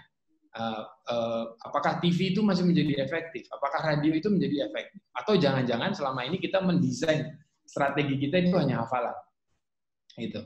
Nah, ini menjadi menarik untuk kita diskusikan nanti. Dari 3 hal itu, semuanya menurut saya tidak bisa tidak, kalau kita bicaranya digital, kebetulan saya bisnis saya, korporasi saya itu bergeraknya di digital advertising industry. Jadi kalau kita main digital, suka tidak suka, kita harus disupport dengan data. Jadi tidak boleh keputusan itu berangkat dari preferensi, dari subjektivitas. That's why makanya kalau ada yang bisa menjanjikan 100% hasil dari sebuah atau 90 atau 80 sampai 90% hasil di awal ketika kita mendiskusikan sebuah strategi, menurut saya itu layak untuk dipertanyakan karena data hari ini itu juga tidak bisa kita gunakan untuk data tahun ini itu tidak bisa kita gunakan untuk tahun depan. Ketika menghandle UII pada waktu itu, PMB UII 2018, itu kami dihadapkan pada satu kondisi di mana KPI kami itu harus naik setelah 2 tahun angka yang menurun. Gitu. Dan kami katakan bahwa kami butuh waktu sekitar 2 bulan untuk melakukan riset. Riset nanti saya akan tunjukkan ini. Nah, dari big data itu kemudian kita butuh data mining yang cukup sehingga kita bisa disupport. Jadi keputusan-keputusan yang kita buat itu disupport oleh olahan-olahan data. Saya kasih contoh misalnya beberapa waktu yang lalu, kebanyakan kampus itu biasanya kalau placement media itu masih menggunakan media-media mainstream. Bahkan ketika sudah hijrah ke digital pun tetap media mainstreamnya tidak bisa hilang. Gitu ya. Ya larinya pasti ke biasanya itu sering-seringnya ngarahinnya ke Kompas, ngarahinnya ke media-media yang lain ya, Detik dan yang lain-lain. Salah menurut saya tergantung objektifnya apa. Kalau reach yang dikejar, saya pikir itu menjadi tidak salah. Tapi kalau kemudian leads yang dikejar, ya, reach dan leads ini sesuatu yang beda. Leads itu boleh jadi mungkin kita bisa katakan ada yang lebih efektif daripada nama-nama yang single site mainstream itu. Yang bisa kita nanti akan saya coba ulas lebih lanjut. Ini saya kasih pointers diskusinya dulu. Nah, sehingga dari situ ya kita akan sampai kalau kita bisa memenuhi 3 hal ini, maka kita akan baru bisa menyiapkan sebuah communication approach yang komprehensif. Nah, saya cuplik dari yang sekarang banyak digunakan, ini digital marketing 4.0. Jadi konsep komunikasi hari ini itu akan melewati apa yang disebut sebagai audience journey yang diawali dari attraction, curiosity, commitment, dan affinity. Jadi ini bacanya kurang lebih seperti ini. Matrik yang saya buat ini bisa Bapak Ibu gunakan untuk mendeteksi sebenarnya brand kampus Bapak Ibu sekalian itu ada di posisi yang mana. Saya kasih contoh misalnya begini. Brand Anda itu orang tahu tentang brand Anda, tapi orang tidak tertarik dengan brand Anda. Maka sebenarnya yang jadi masalah di situ adalah attraction-nya yang kurang. Nah, kalau attraction-nya yang kurang, maka yang digunakan pendekatannya adalah human-centric marketing. Seperti apa human-centric marketing? Nanti saya akan kasih contohnya di bawah, di satu slide terakhir. Yang kedua adalah kalau ternyata brand Anda sudah aware, orang sudah tahu, orang sudah tertarik, tapi orang nggak nanya sama sekali tentang brand Anda. Dia tahu, dia tertarik, dia merekomendasi, tapi dia nggak appeal. Maksudnya berarti ada yang masalah dengan curiosity-nya. Nah, berarti di situ yang dibutuhkan adalah strategi konten marketingnya. Bisa jadi konten sosial medianya tidak tepat. Bisa jadi caption-caption yang dibuat kurang mengena. Bisa jadi terlalu kaku.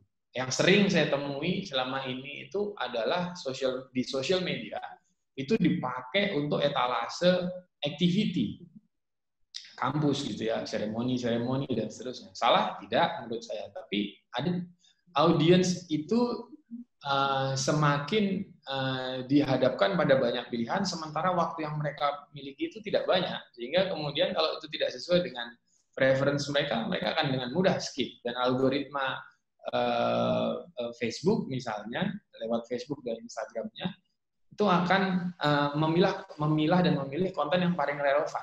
Caranya memilah dan memilih bagaimana? Durasi ketika Anda bertahan di satu konten, activity ketika Anda di konten itu, apakah berapa yang Anda like, berapa yang Anda share, berapa yang Anda komen, berapa sering Anda masuk ke halaman profil orang tersebut untuk melihat konten-konten yang lain, dan seterusnya. Nah, yang berikutnya adalah brandnya sudah aware, orang sudah appeal, bahkan orang sudah bertanya, tapi orang nggak do activity apa-apa. Kalau dalam PMB orang nggak daftar gitu. Nah, ini bisa jadi masalahnya itu adalah komitmen. Komitmen siapa? Komitmen kita untuk menghadirkan kemudahan. Bapak Ibu sekalian, hari ini itu netizen, artinya milenial hari ini itu menyukai hal-hal yang sifatnya instan.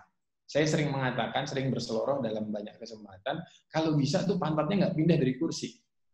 Jadi kalau bisa tuh semua tuh selesai dalam pencetan jempolnya gitu ya. Nah, kami kemarin eksperimen di beberapa kampus, ada beberapa kampus yang sekarang ini sedang kami handle, termasuk salah satu kampus Muhammadiyah. Kita harus memahami bahwa proses pendaftaran yang bagian yang paling sering orang abaikan itu adalah kemudahan dari sisi pembayaran, jadi dari sisi registrasi. Kita anggap bahwa registrasinya yang penting udah bisa internet banking, mobile banking. Anak-anak hari ini tuh kalau bisa transfernya itu lewat e-wallet. Nah, itu juga bisa jadi pertimbangan. Saya pikir kalau dari sisi teknologi PTM di persyarikatan itu dahsyat ya. Saya acungi jempol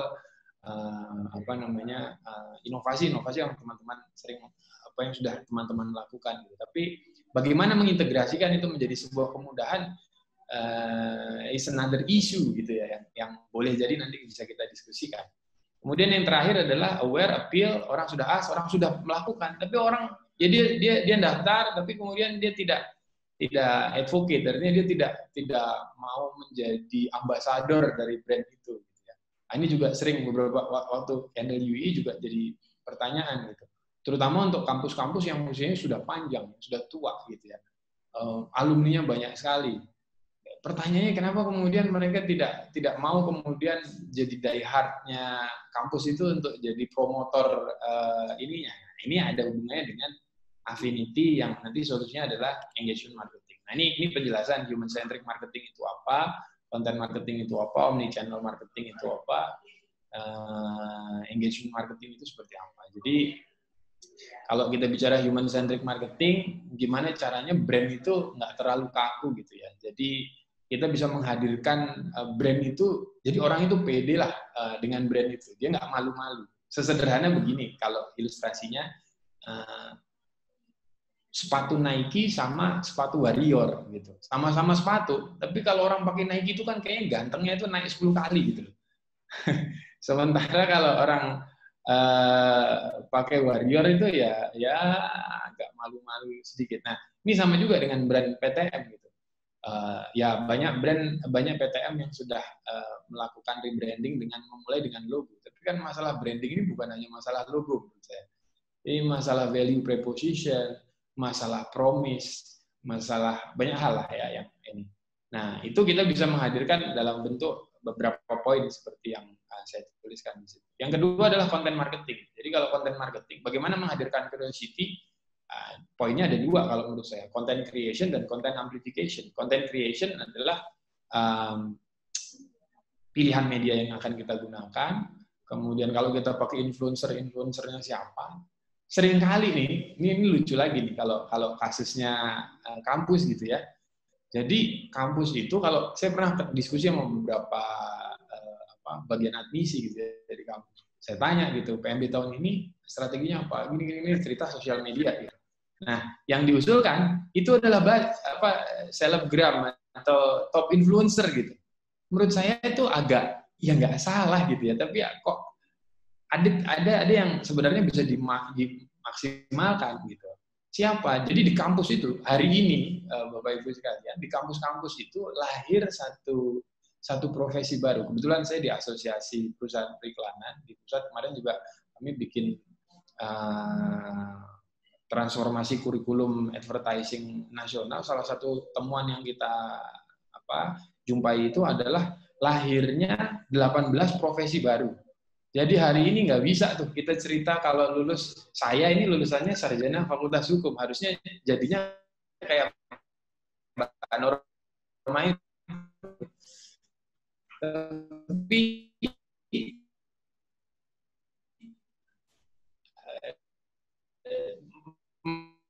meleset malahan gitu ya. Alhamdulillah saya tersesat ke jalan yang benar gitu.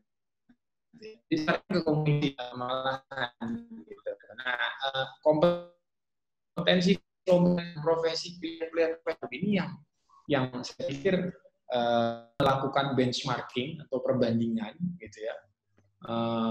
Banyak platform yang membantu mereka menyediakan informasi, bisa merebut hati mereka adalah siapa yang paling bisa menyediakan kebutuhan-kebutuhan paling personal dari para pelajar-pelajar ini. Itu mungkin sedikit dari saya, Mas Fajar. Nanti lebih serunya kita diskusi aja. Terima kasih. Terima kasih Mas Hafid. Sama-sama. Bapak Ibu, terima kasih. Kita akan masuk ke sesi tanya jawab juga. Terima kasih kepada Prof. Lincoln dari Majelis Dikti PP Muhammadiyah yang terus mengikuti sejak tadi. Bapak Ibu, kita mulai dari pertanyaan dari Bapak Agus Prasetyo Utomo. Pertanyaan kepada Pak Aziz di UM Surabaya.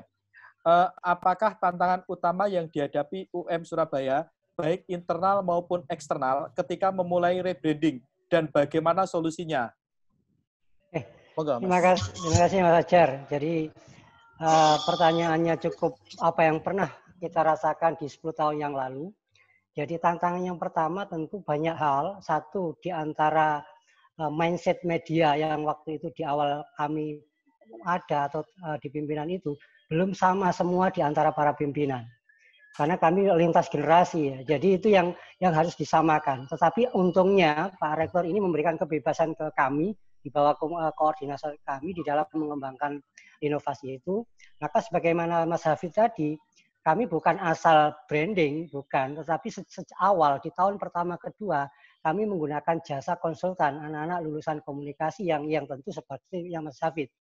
2 tahun begitu saya lihat biayanya tinggi sekali, akhirnya kami meng-hire anak-anak alumni untuk belajar, maka kami ada yang belajar di UGM S2 media itu, kemudian ke Kamera Crew, kemudian dia melakukan rilis media, riset media. Nah, tantangannya di situ adalah membangun di dalamnya itu bagaimana menyamakan satu visi di dalam membangun image itu. Termasuk kecepatan antara brand dengan kecepatan layanan yang kami berikan. Saya takut ketika branding kita seperti meyakinkan di luar, ketika masuk di lapangan di kampus, ini tidak diikuti. Ya, riset-riset itu sudah kami jalankan, tapi kami tidak mau istilahnya membuat gebrakan yang cepat.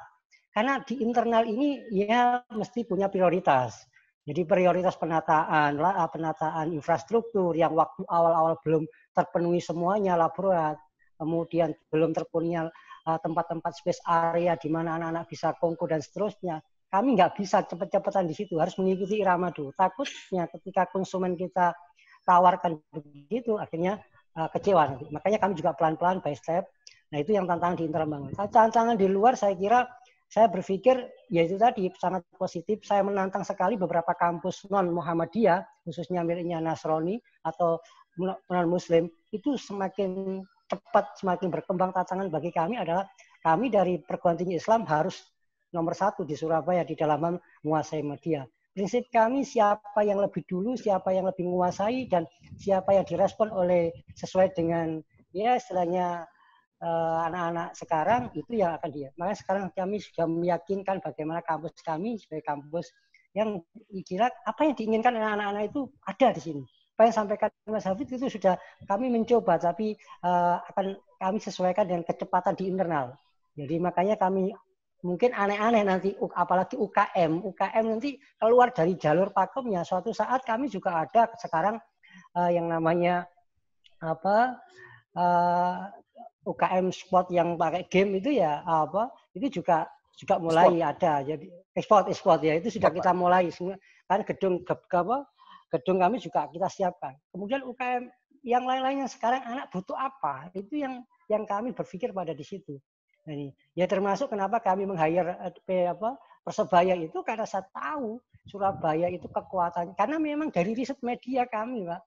Jadi mahasiswa kami itu terbanyak tetap Surabaya. Nah, kalau Surabaya itu kami kuat, Surabaya sekitarnya, bonek sekitarnya itu kuat, saya kira itu. Baru kami melihat riset media beberapa tahun terakhir ini ke Kalimantan, kemudian itu sudah mulai, Pak, ke Kalimantan, ke Nusa Tenggara, karena dari riset media kok semakin tahun semakin banyak, maka kami juga mencoba keluar dari situ.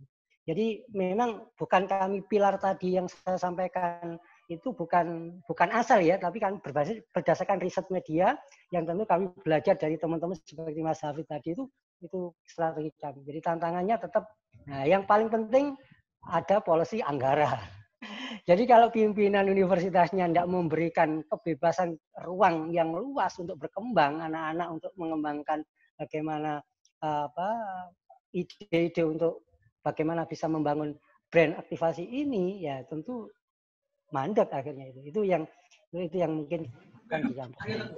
Ya, terima kasih Pak Aziz. Selanjutnya ada pertanyaan kepada Mas Hafid. Pertama dari Pak Agus Prastio, yaitu apakah peluang utama dalam memanfaatkan kondisi saat ini, terutama pandemi, untuk branding? Artinya bagaimana strategi saat branding? Satu itu. Yang kedua, dari Ibu Ratna Yunita, Unisa, Mas Hafid, apakah sebagai sivitas akademika, terutama dosen, perlu memiliki dan merawat medsos untuk branding sekaligus promosi? Meskipun sudah ada humas, artinya apakah dosen dan sivitas akademika wajib untuk, didorong untuk memiliki dan merawat medsos untuk promosi? Yang terakhir dari Pak Kukuh, Dr. Andes Kukuh Munandar MKes, kapan sebaiknya kita melakukan survei untuk perbaikan brand saat ini, terutama karena ada pandemi? Monggo Mas Hafid, ada 3 pertanyaan beruntun. Hat-trick langsung Mas Hafid. Ini berondong judulnya, Mas. Iya, Mas. Oke, saya akan coba jawab satu persatu. Jadi kalau ditanya apa peluang yang bisa dimanfaatkan dari COVID ini, saya percaya dalam setiap kesulitan itu ada kemudahan. Dalam setiap yang kita sebut musibah itu bisa jadi malah hikmah dan berkah sesungguhnya, Mas Fajar. COVID ini sebenarnya membuka banyak hal dan memberikan peluang banyak hal ke kita. Contoh yang paling gampang begini, lewat COVID ini, saya 3 tahun yang lalu sering mengatakan di banyak kesempatan bahwa ke depan itu komunikasi itu akan sangat atau akan semakin personal. Gitu ya. Orang dulu masih nggak ini, tapi hari ini kita bisa lihat gitu ya bahwa dominasi komunikasi kita, persebaran informasi itu sangat terasa sekali, terutama waktu COVID awal-awal kemarin ya, di bulan-bulan awal itu, melalui channel-channel personal kita, WA dan seterusnya. Informasi itu dibagikan secara masif di sana. Saya dan teman-teman kebetulan membuat sebuah riset produk gitu ya, beberapa waktu lalu, itu melahirkan sebuah produk yang sangat personal base gitu ya. Jadi disebarkannya lewat WA, tapi kemudian bisa digunakan untuk memperoleh data mining tadi itu. Jadi leads bisa kita pakai untuk nge-trace sampai di mana persebarannya dan seterusnya. Jadi Kalau ditanya apa manfaat, apa yang bisa dimanfaatkan dari COVID ini, yang pertama COVID ini bisa digunakan untuk melakukan konsolidasi ke internal dulu. Kalau dalam konteks PMB ini, konsolidasi internal itu artinya mengevaluasi pola komunikasi kita hari ini. Karena sekarang problemnya adalah setelah kita dapat leads jumlah pendaftar baru, pertanyaan berikutnya kapan mereka mau mulai kuliah, ya kan? Nanti kalau sudah mulai kuliah, ini problem di semua universitas soalnya gitu. Nah, kampus yang bisa menjawab pertanyaan kedua, saya pikir itu akan menjadi salah satu kampus yang menarik untuk pelajar hari ini. Kebetulan tadi pagi itu saya kedatangan ibu-ibu dari TK Aba. Kebetulan di inkubator kami ini yang datang macam-macam, Mas. Jadi kemarin ibu-ibu Aisyah, ini hari tadi ibu-ibu kepala sekolah Aba. Aisyah Bustanul Anfal itu juga cerita hal yang sama. Ini masalah mulai dari level TK sampai atas ini sebenarnya sama aja. Cuman mungkin jumlahnya kalau Aba masih cuma 100 orang, kalau di kampus sudah 1000-an orang. Jadi sekali lagi opportunity-nya adalah satu konsolidasi internal, yang kedua opportunity-nya adalah masuk ke channel-channel personal, Mas. Jadi komunikasi yang bisa memanfaatkan jalur-jalur personal kayak WA, misalnya WA lah, saya ambil Messenger, yang bisa memaksimalkan Messenger, aplikasi-aplikasi Messenger hari ini, mereka boleh jadi sudah 1-2 step ahead dibanding yang lainnya. Masalah Messenger itu tidak sesederhana install aplikasinya terus selesai, enggak. WA aja kita tahu, misalnya ini contoh ya, WhatsApp misalnya gitu, ada yang namanya WhatsApp personal, ada yang namanya WhatsApp bisnis gitu. WhatsApp bisnis itu kalau kita mau oprek lagi itu bisa jadi maksimal sekali. Kita nggak perlu menyediakan admin dan seterusnya. Terus kemudian pesannya, kemasan pesannya harus seperti apa? Teman-teman komunikasi bisa kampus yang punya prodi komunikasi mungkin bisa membuat mahasiswa itu kan sekarang udah bosen ya kuliah online itu. Jadi kurang praktek. Itu bisa digunakan untuk bikin konten-konten yang nanti disebar juga di personal channel teman-teman. Jadi itu saya pikir kalau peluang utamanya ya, khususnya PTM, strateginya banyak sekali. Nanti mungkin beberapa akan saya titipin. Ada beberapa tulisan yang ada, itu nanti saya titipin ke Mas Fajar untuk dibagikan ke teman-teman supaya kita sama-sama bisa belajar. Yang kedua, saya setuju tadi itu pertanyaannya bahwa hari ini sebenarnya Muhammadiyah itu diuntungkan dengan kondisi persyarikatan kita yang kekuatan terbesarnya itu ada di pendidikan. Kita tuh punya dari level TK sampai perguruan tinggi gitu ya. Sayangnya kita itu sepertinya kurang mensinergikan itu gitu. Misalnya begini, kita itu cenderung memilih red ocean. Jadi kita masuk ke market yang orang semua berebut di situ. Sehingga kemudian kita berdarah-darah gitu. Siapa yang punya kayak banyak-banyakan duit yang dikeluarkan. Padahal kalau kita mau mempertimbangkan misalnya blue ocean, ya, ngopeni SMA yang mungkin kita bisa ikat kerjasamanya gitu ya. Kan sebenarnya gini, kalau dalam konteks red ocean dan blue ocean itu kata kuncinya adalah melakukan rasionalisasi target. Sebutlah satu PTM punya target 1000 orang. Pertanyaannya 1000 itu mau kita kejar dari mana? Yang tadi datanya yang saya tunjukkan di UI itu ketika saya punya target selisih 2.500 itu, maka yang saya lakukan adalah merasionalisasi 2.500 itu akan datang dari mana. Nah, saya akan cek budget seperti yang tadi katanya Pak Aziz itu, ya. Kalau semuanya kayak yang di Surabaya mah menyenangkan gitu ya. Tapi mungkin kan ada beberapa yang rektornya punya kemauan, tapi kemampuannya yang mungkin terbatas itu kan. Antara kemauan dan kemampuan ini kadang-kadang nggak bisa kita paksakan. Nah, kebetulan kalau di digital ada konsep yang namanya low cost high impact gitu kan. Nah, jadi bagaimana caranya membuat low cost-nya? Satu, yang pertama melakukan rasionalisasi target. Rasionalisasi sudah dibuat, angka sudah dibuat, kita mulai mengklaster apakah ini red ocean atau blue ocean. Kalau blue ocean, kalau bisa sih cari market yang ada kompetitornya gitu ya. Itu kalau ini. Terus saya setuju sama Pak Aziz tadi itu, misalnya memang kadang-kadang ada beberapa kampus yang melakukan overpromise. Jadi ketika studentnya datang, masuk gitu, kenyataannya tidak sesuai. Pertanyaannya apakah kita kemudian tidak boleh pamer yang apa atau menjanjikan sesuatu yang berlebihan? Menurut saya proporsional saja. Kalau memang itu sudah ada dalam blueprint universitas boleh di-share, tapi kalau belum ada ya bunuh diri kalau menurut saya kalau di-share gitu. Nah, kemudian salah satu tekniknya tadi Bu siapa ya Mas Fajar ya? Iya, ada pertanyaan juga ini, Pak. Mas. Yang tadi yang sebelumnya tadi itu, sorry, saya strategi brand aktivasi, terus ada yang privat ke saya, bagaimana mempopulerkan di media sosial. Oh iya, tadi yang dosen tadi ya, ada yang kaitannya dengan dosen. Ya, medsos dosen. Ya, medsos dosen. Saya selalu menyarankan kalau di kampus bahwa investasi paling murah dan paling efektif itu adalah mahasiswa dan dosen. Gitu.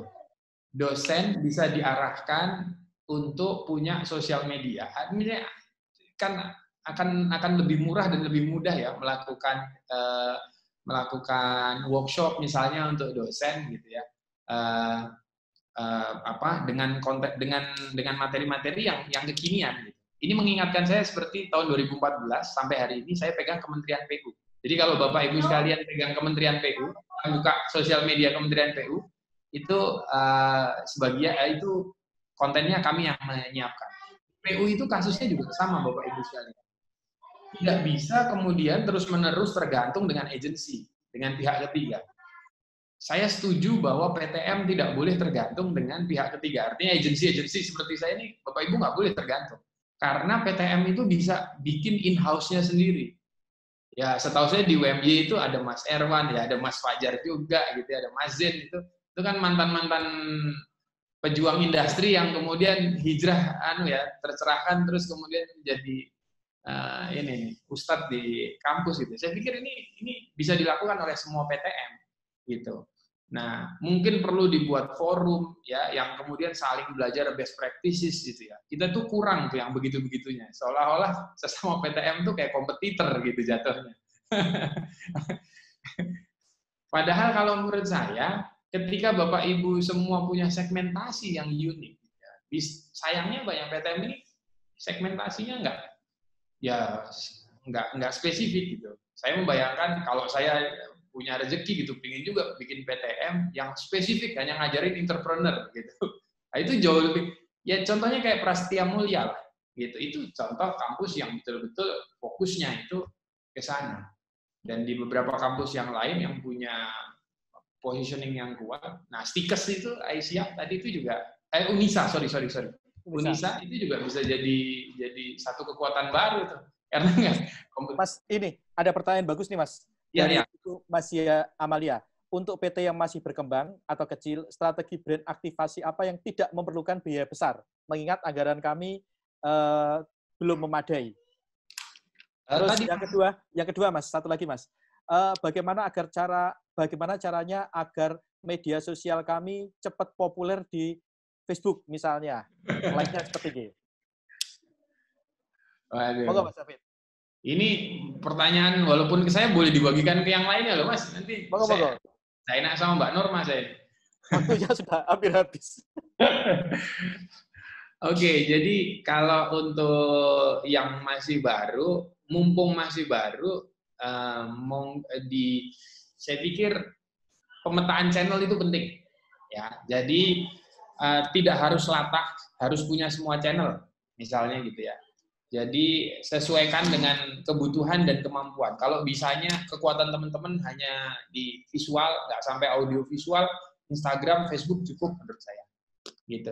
Dan teman-teman perlu ingat bahwa setiap channel itu punya fungsi masing-masing.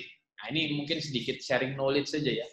Jadi Facebook itu biasanya kalau saya ketika menyusun strategi akan saya gunakan lebih banyak untuk komunikasi yang official sifatnya. Instagram akan saya gunakan lebih banyak untuk katalog. Jadi katalog kampus tuh saya letakkan di situ tuh. Fakultas per fakultas dan seterusnya. Twitter itu akan saya gunakan untuk customer care. Jangan pernah melakukan handling customer, ada orang nanya terus dijawab, ada orang komplain dijawab di Instagram atau di Facebook. Karena itu nggak bisa, itu akan selalu ada di atas. Jadi saran saya pindahkan ke Twitter karena di Twitter itu numpuknya gampang. gampang. Yeah. YouTube itu digunakan untuk popular knowledge. Jadi hari ini Bapak Ibu sekalian, audiens itu tidak lagi cukup hanya dipenuhi dengan informasi.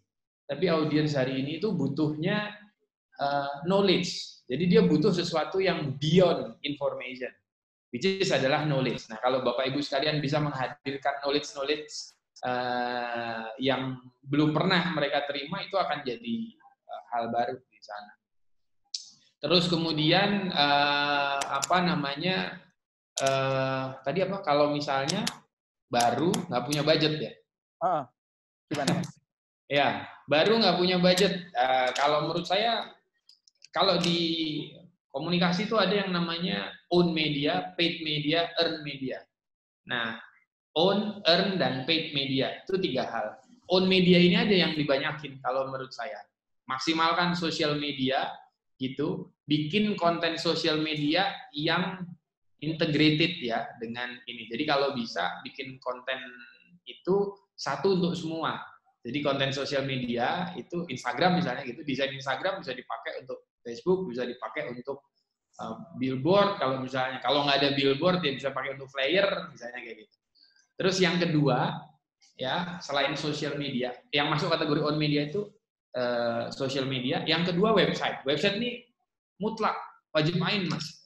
Jadi website ini harus jadi muara dari semua komunikasi. Jadi pintunya bisa dari macam-macam, bisa dari flyer, bisa dari print material gitu ya, flyer, brosur, poster, bisa dari OOH, out of home itu billboard, spanduk dan yang lain-lain. Bisa dari sosial media, tapi ujungnya tetap satu. Kalau bisa ujungnya website aja. Nah di website itu kalau bisa semuanya ada di sana. Pastikan di website, kalau saran ini masukkan saja di website kalau yang baru mulai melakukan branding. Di website itu ada informasi tentang kampus, sudah pasti gitu ya. Ada FAQ di sana. Jadi pertanyaan-pertanyaan yang paling sering ditanyakan untuk menghindari di digital tuh kadang kadang juga audiens itu pinginnya dilayani yang pertama gitu. Dia nggak butuh detail informasinya, tapi dia pinginnya kalau nanya langsung dijawab gitu. Masalahnya kan kita nggak bisa standby 24 jam di sana. Bapak Ibu bisa pakai satu platform gratis namanya AskFM, ask.fm. Itu nanti bisa dimasukin pertanyaan-pertanyaan yang sering muncul, diarahkan ke sana kalau mau tahu, tanya tentang apa segala macam, itu ada pertanyaan sekaligus jawaban. Gitu sih mungkin ya. Kalau yang paling sederhana lagi, bikin video-video. Handphone sekarang udah bagus-bagus rata-rata gitu ya. Bikin konten-konten jangan lebih dari 3 menit kalau saran saya. Bikin series. Nah, jadi ada tematik, dibuat series, kemudian disebarkan gitu. Itu Mas. Terima kasih Mas David. Bapak Ibu, sebenarnya saya yakin masih banyak mau tanya, tapi sebentar lagi sudah azan asar di waktu Yogyakarta. Saya yakin masih banyak kegiatan. Tadi Mas David mau mengirimkan bahan, nanti teman-teman di media diseminasi MCC akan mengkompilasi dan bisa menghubungi ke nomor kontak yang ada di menu. Ada Bapak Ibu yang berbahagia, di forum ini dari tadi sudah bergabung Profesor Lincoln. Kepada Prof. Lincoln, monitor, mohon maaf Prof. Halo Prof, mohon maaf Profesor. Prof. Sholat mungkin. Oh mungkin sholat. Tadi saya japri untuk memberikan closing statement. Saya berikan kesempatan kepada semua pembicara untuk memberikan closing statement singkat, padat, jelas. Sekira 2 sampai 3 menit. Monggo dari Pak Hidayatullah dulu, Pak. Dari Sidoarjo dulu. Ya, terima kasih. Persoalan membranding sebuah lembaga pendidikan ini menjadi sebuah keniscayaan bagi kita semua. Karena itu maka diferensiasi dari masing-masing perguruan tinggi ini menjadi sangat penting. Kita tidak bisa meng-copy-paste milik perguruan tinggi lain, tetapi kita harus betul-betul bisa menerjemahkan visi misi yang dimiliki masing-masing perguruan tinggi, kemudian diferensiasi apa yang kita miliki itu yang kita perkuat. Saya kira itu saja yang bisa kami sampaikan. Terima kasih. Assalamualaikum warahmatullahi wabarakatuh. Waalaikumsalam warahmatullahi wabarakatuh. Terima kasih Pak Hidayatullah. Selanjutnya kepada Pak Aziz di Surabaya. Monggo Pak Aziz, disilakan. Terima kasih. Bagi kami cukup kata UM Surabaya klik. Kabarkan informasi dan inovasi ke semua khalayak. Kuatkan internal. Kita ajak bersama-sama untuk membangun image yang lebih bagus. Itu saja, Mas. Oke, terima kasih Pak Aziz. Selanjutnya kepada Ibu Warsiti, monggo Bu. Terima kasih. Jadi kalau saya hanya satu kalimat saja Pak Fajar. Yes. Jadi branding atau brand aktivasi ini adalah tanggung jawab semua sivitas. Jadi saya kira tadi saya sepakat tidak perlu influencer, tapi influencernya adalah kita semua yang ada di Sivitas Unisa. Terima kasih. Oke, terima kasih Bu. Monggo Mbak Norma silahkan dari Universitas Ahmad Dahlan. Oke, terima kasih. Yang jelas aktivasi branding dan lain sebagainya itu adalah bagian dari jalan berkemajuan. Kalaupun ada tantangan, hadapi sekuat tenaga, dan sometimes we found blessing in disguise. Jadi orang bisa menemukan UAD, bertanya, banyak informasi UAD karena tagar yang kemarin. Jadi itu blessing in disguise yang kami alami di masa pandemi seperti ini. Mohon Mas Fajar. Matur Mbak Nun, dari krisis kemudian menjadi hub, luar biasa Bu Nurma dan teman-teman di UAD. Selanjutnya yang terakhir kepada Mas Hafid, monggo Mas dipersilahkan. Oke, saya pikir kunci dari rebranding ini adalah kepekaan. Jadi saya yakin PTM Muhammadiyah adalah bagian dari kekuatan besar di persyarikatan ya, yang bisa dengan mudah sebenarnya mendapatkan pendaftar yang banyak gitu ya.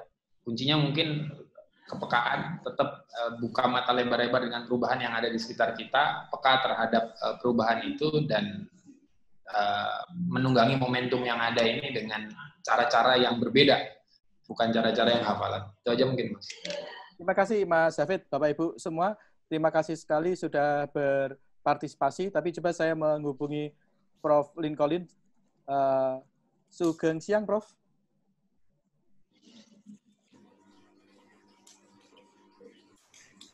Prof. Lincoln. Cek, Prof. Oh, sepertinya sudah tidak aktif kali. Oh, berarti aktif atau sudah sedang sujud? Sudah. Iya, tadi. Oh. Bapak Ibu, karena waktunya sudah azan asar, saya mau terima kasih kepada semua pembicara, kepada Ibu Normasari, kepada Ibu Warsiti, kepada Pak Aziz, kepada Pak Hidayatullah, dan juga kepada Mas Hafid yang sudah berbagi banyak hal. Semoga kita dari diskusi yang sangat singkat ini mendapat banyak insight untuk mengelola digital brand activation di kampus kita masing-masing, karena itu bagian dari prinsip kita untuk berkemajuan. Jangan lupa Bapak Ibu, karena kita bicara media digital, untuk aktif di media digital, karena sebagai bagian dari PTMA kita adalah brand ambassador dari kampus. Yang ini mohon maaf, setahu saya belum banyak dosen-dosen yang aware pada hal-hal seperti ini. Gitu. Semoga semua dosen PTMA aware bahwa mereka adalah brand ambassador. Seperti Mas Hafid tadi, ini adalah modal sosial yang seharusnya dimanfaatkan PTMA. Mungkin karena minat yang luar biasa, mohon maaf kapasitas room-nya itu hanya 100, jadi tadi sempat banyak yang terpental keluar. Mungkin kita akan adakan seri selanjutnya yang temanya berkaitan dengan hal ini, karena suasananya sedang banyak teman-teman kita yang membutuhkan, terutama berkaitan dengan penerimaan mahasiswa baru saat ini. Begitu Bapak Ibu semua, saya mohon maaf jika ada kata-kata yang kurang berkenan tentang materi, bisa menghubungi Mas Hafid atau menghubungi MCCC di poster yang ada. Terima kasih sekali sudah bergabung. Saya serahkan kembali kepada Mas Budi Santoso dan teman-teman di media MCCC. Monggo Mas Budi, kami persilahkan. Baik, terima kasih Mas Fajar, Anun, ya dipandu Mas Hafid, terima kasih. Sehat terus Mas Hafid. Bu Rektor, Bu Warsiti, terima kasih. Bu Norma, dosen saya yang keren, tangguh Bu Norma. Kemudian juga Rektor Umsida, dan juga Mas Aziz di Universitas Muhammadiyah Surabaya. Kita akan ketemu di jilid kedua untuk tema perguruan tinggi di Kamis mendatang. Jadi Kamis mendatang kita akan kembali dengan tema perguruan tinggi Muhammadiyah. Dan saksikan nanti sore pandemi Corona dan tertundanya ibadah haji live di TV-mu bersama dengan Menteri Agama dan dari PP Muhammadiyah. Terima kasih. Kita akhiri dengan baca Oh, Prof. Lin ada. ada. Prof. Lincoln.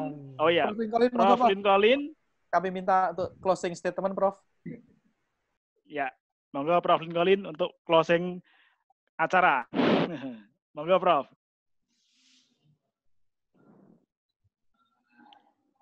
Ya, kami persilahkan Prof. Lincoln, Ketua Majelis Dikti PP Muhammadiyah untuk nutup acara COVID Talk di sore hari ini. Monggo, Prof. Kami persilahkan. Oke.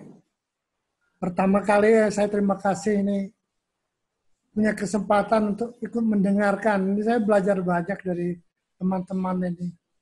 Dari PTM, dari praktisi. Saya belajar banyak, makanya saya nggak banyak tanya. Saya hanya mendengarkan saja. Nah, karena saya diminta untuk closing statement, ya saya kira closing statement yang pertama ini bahwa PTM itu beraneka macam. Beraneka macam dari segi, maaf saya katakan, dari segi kualitas, dari segi maupun kuantitasnya. Jadi yang tadi yang kita lihat yang relatif PTM-PTM yang lebih maju.